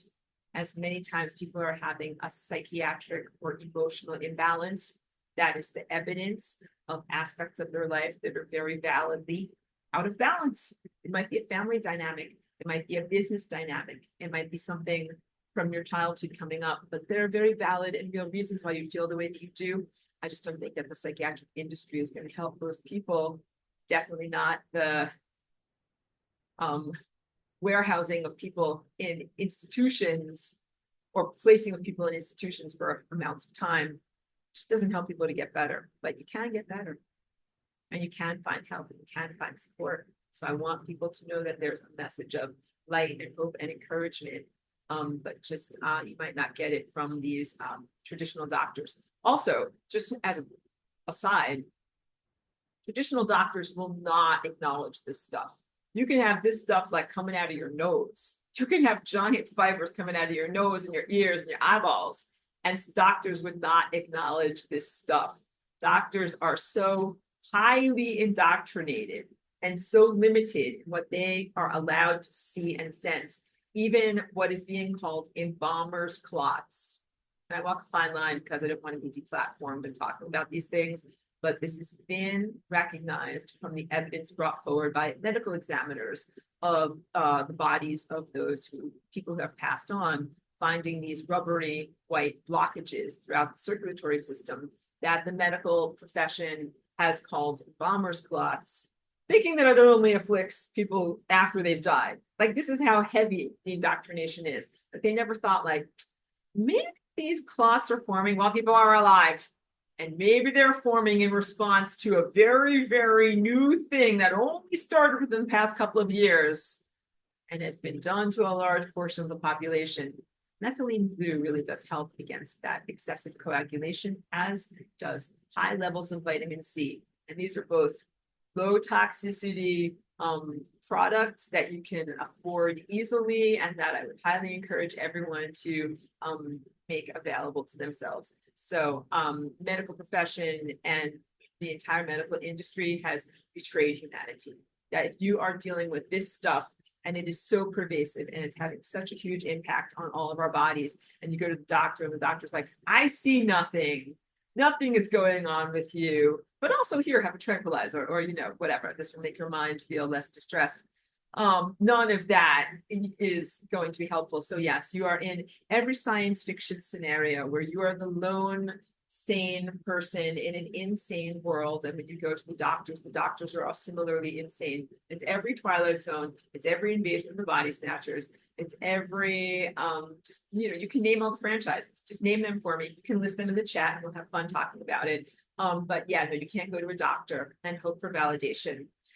You might be able to find a holistic health practitioner, someone who does live blood analysis, or someone who is not heavily indoctrinated and inoculated themselves.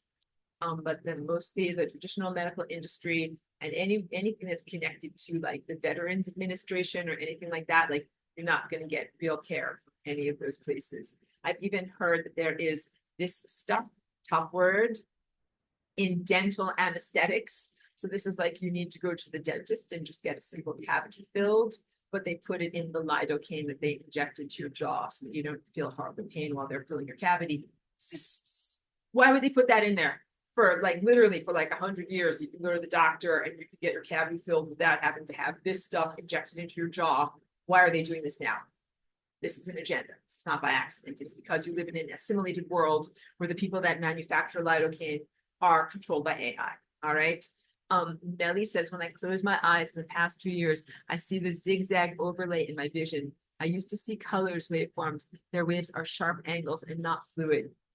So Melly, over the past 4 years, my whole entire world of inner visions has changed. What used to be very, very clear and come to me very, very easily, and was the evidence of all of my paintings that I make all the time, got really closed down in 2020, concurrent to the larger worldwide health emergency, and got even more disrupted in 2021 when they started to pollute people, because that is when I started to hear machine minds in my own mind and hear the artificial loudness of other people that never were loud before, and also started to get siphoned by the ascension gas petrol siphoners. So the whole entire visionary field that I used to experience changed. And then I started to see a lot of things that were false with my inner vision. And they look to me like ray tracings. So these are kind of like, if you've ever done Photoshop, there's a couple of different lenses and filters that you can put on a regular photo that make it look like it's not a regular photo with like form. Like here, there's like light, there's shadow, there's color. I look like a person. It's really just more like an outline, like a digitized outline. I started to see that. And I recognized at the time, I was like, oh, this is the optical hijacking by AI and nanoscale wetware of my actual retinas functioning correctly. And that I didn't pay attention to those images. The imagery was 100% crap and false. But I did recognize what was going on and didn't fall into it and participate in it. But anybody who has a natural vision and is used to naturally seeing with their insight, you might have experienced something similar where there was a very, very sudden either cessation or reduction or change in the quality of what you used to see. And that's because Antichrist hardware has been hijacking your true Christ visions. It's very, very distressing. It's horrible. It's never be happening. I mean, I use lightheartedness and I joke about these things because it is so distressing to me to acknowledge this, to know what's going on. Cheeky hears the distress in my voice and she comes out and she's like, you need to hug me now. They hug Cheeky. Cheeky could tell that I was distressed. Cheeky, thank you for being an earth angel. We'll give you some hugs and we will learn to part very soon. Thank you. Cheeky can tell, like whenever I have a conversation with the bank or whatever, and I'm talking with them like blah, blah, blah, Cheeky comes out. She's like, are you upset? What's going on? Hug me. So she can tell. Let me get to one more question comment and then we'll wrap things up and go to the park very soon. Charlie B says, embracing augmented reality is literally signing up to be a slave within some non-real artificial creation. Really quite insane to do this when reality is so incredibly rich and truthful. I agree completely. Thank you. And says, seems like AR could only tempt someone if they are so disconnected from reality, such as through trauma, but that they want to avoid reality. But then it is out of the frying pan and into the fire to try to hide within a prison of another's making. I agree. Beautifully well said, Charlie. So I'm not sure what is appealing about the augmented reality to some people. Like when we look at the show Black Mirror on Netflix, there's one episode that I watched that really hit home called San Junipero. I haven't watched all of those episodes and the show is pretty dark, but that one episode is about a woman who's like in her coma and they put little augmentations on her skull so that she's paralyzed, but she can, in her mind, feel like she's in a beautiful vacation island called San Junipero.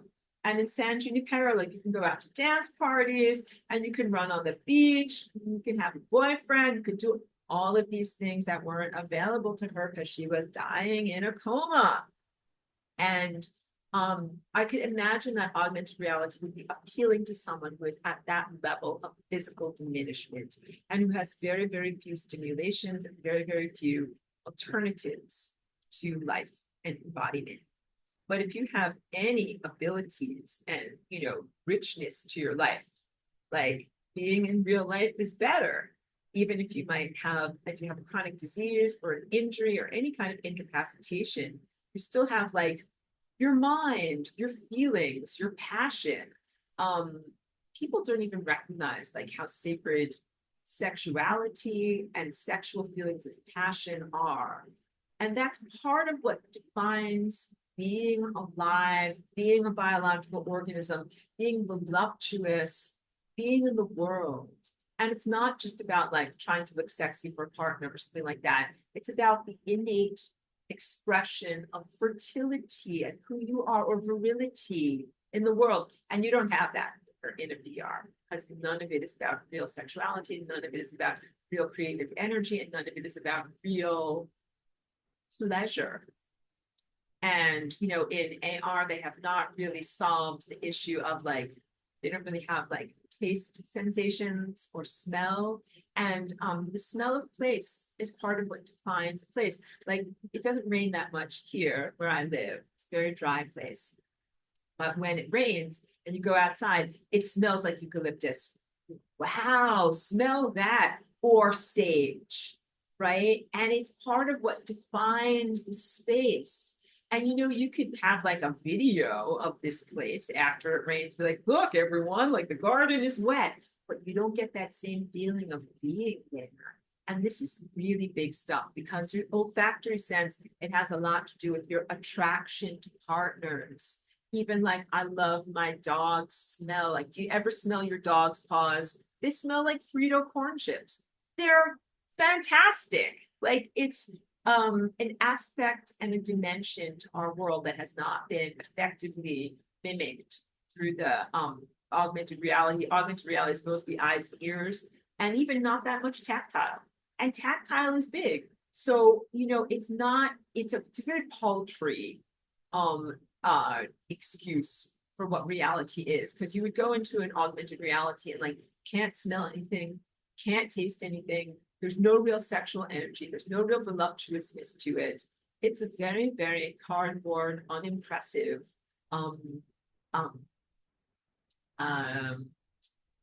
what's the word? I'm sorry, my brain is tired.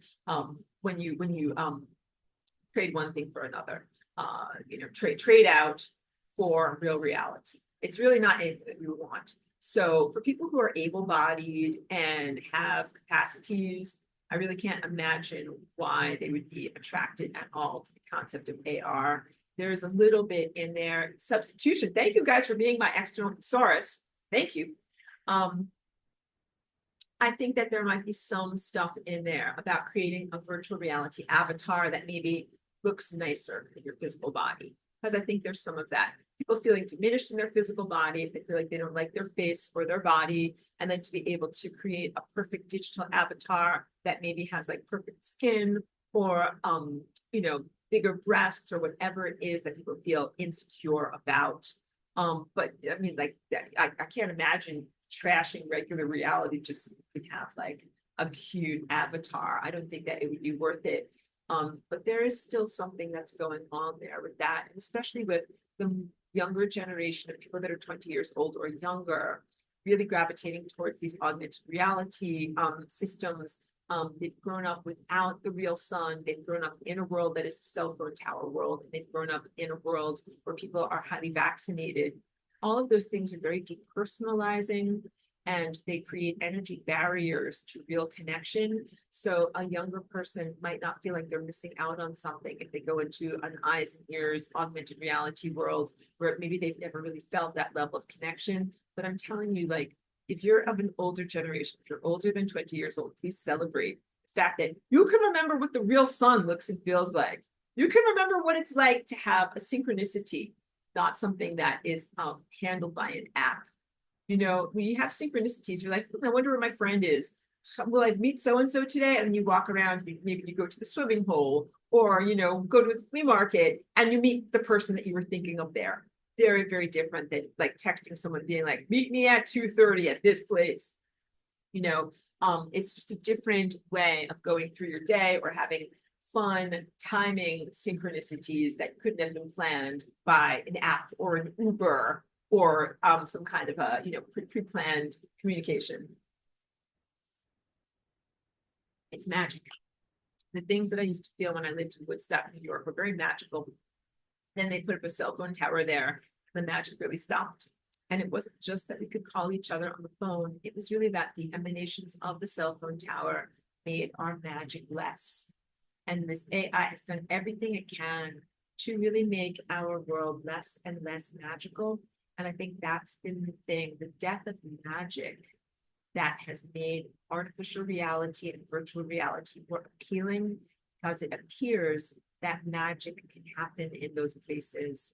But I will just keep on affirming that soon I will take Chiki out for her walk, that your body is magical. Nature is magical. Beautiful trees in the park that I'm going to go explore with my dog. That is magical. And that these digital imagery, illusions, and false stimulation that come from this is pretty much the antithesis of magic and is a very paltry trinket and not impressive to me at all. Joyce says, OMG, they do smell like corn chips. You know it. Dogs' feet smell like Frito-Lay corn chips. And Michael says, shut Zoom, not shoot. I got it. Good. And Michael, I was praising you. I'm happy that you went out to do your sun gazing. Good. And look, we're still here. And Melly says, thank you, Professor Aurora and all classmates. Another beautiful lesson. So much love to you all, especially the very patient Miss Cheeky. Thank you. Do you hear that, Cheeky? You just got a shout out. Thank you, everyone, for loving my dog. Yes. So thank you very much. I am going to wrap it up for today. And I will always encourage you, read the notes. I didn't get to everything that was all about manifesting reality, basically your partnership with positive aspects of your chakras and make the reality that you want to have happen. So I'll just get to, in very brief synopsis, don't let your creative, sexual, sacred energy be hijacked by AI, not as a fake AI boyfriend or as an imposter Jesus or as anything that tries to come inside of your body, but instead remain true to your own divinity and your own divine connection, and keep on thinking about and manifesting beautiful freedom. In the moments when I have felt totally connected to God and I'm like, I can make anything happen, I always think like, this offer not available in stores. I'm not going to think about like, I really want to get a new dress or something that I can easily buy in a store. I'm like, I have access to the processing power of the entire universe right now. Let's make an important wish. I always wish for freedom. And that freedom is not the freedom for this stuff to go around pitchforking to killing the world. It is the freedom for me to express my own genetic dance in the world and not to be assaulted and not to be violated. So in your own manifestations, use that as the baseline. What do you paint that is important to you in your artistry? Freedom. And what freedom looks like to you.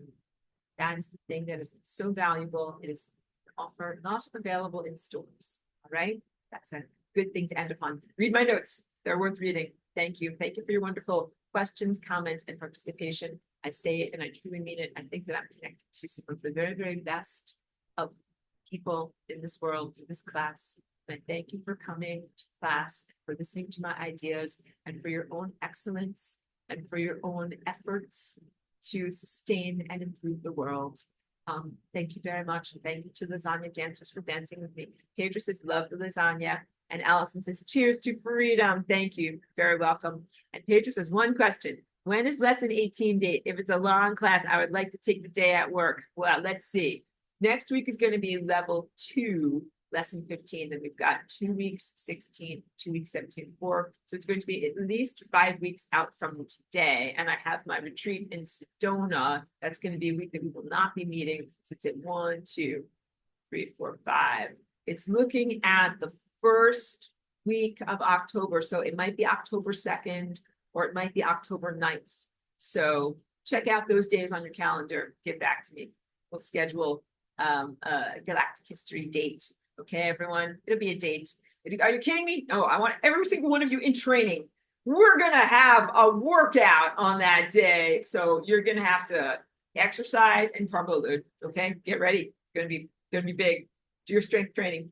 Do your endurance. Get ready. De nalga. Yes, that's what I said, Spanish speakers. It's a joke.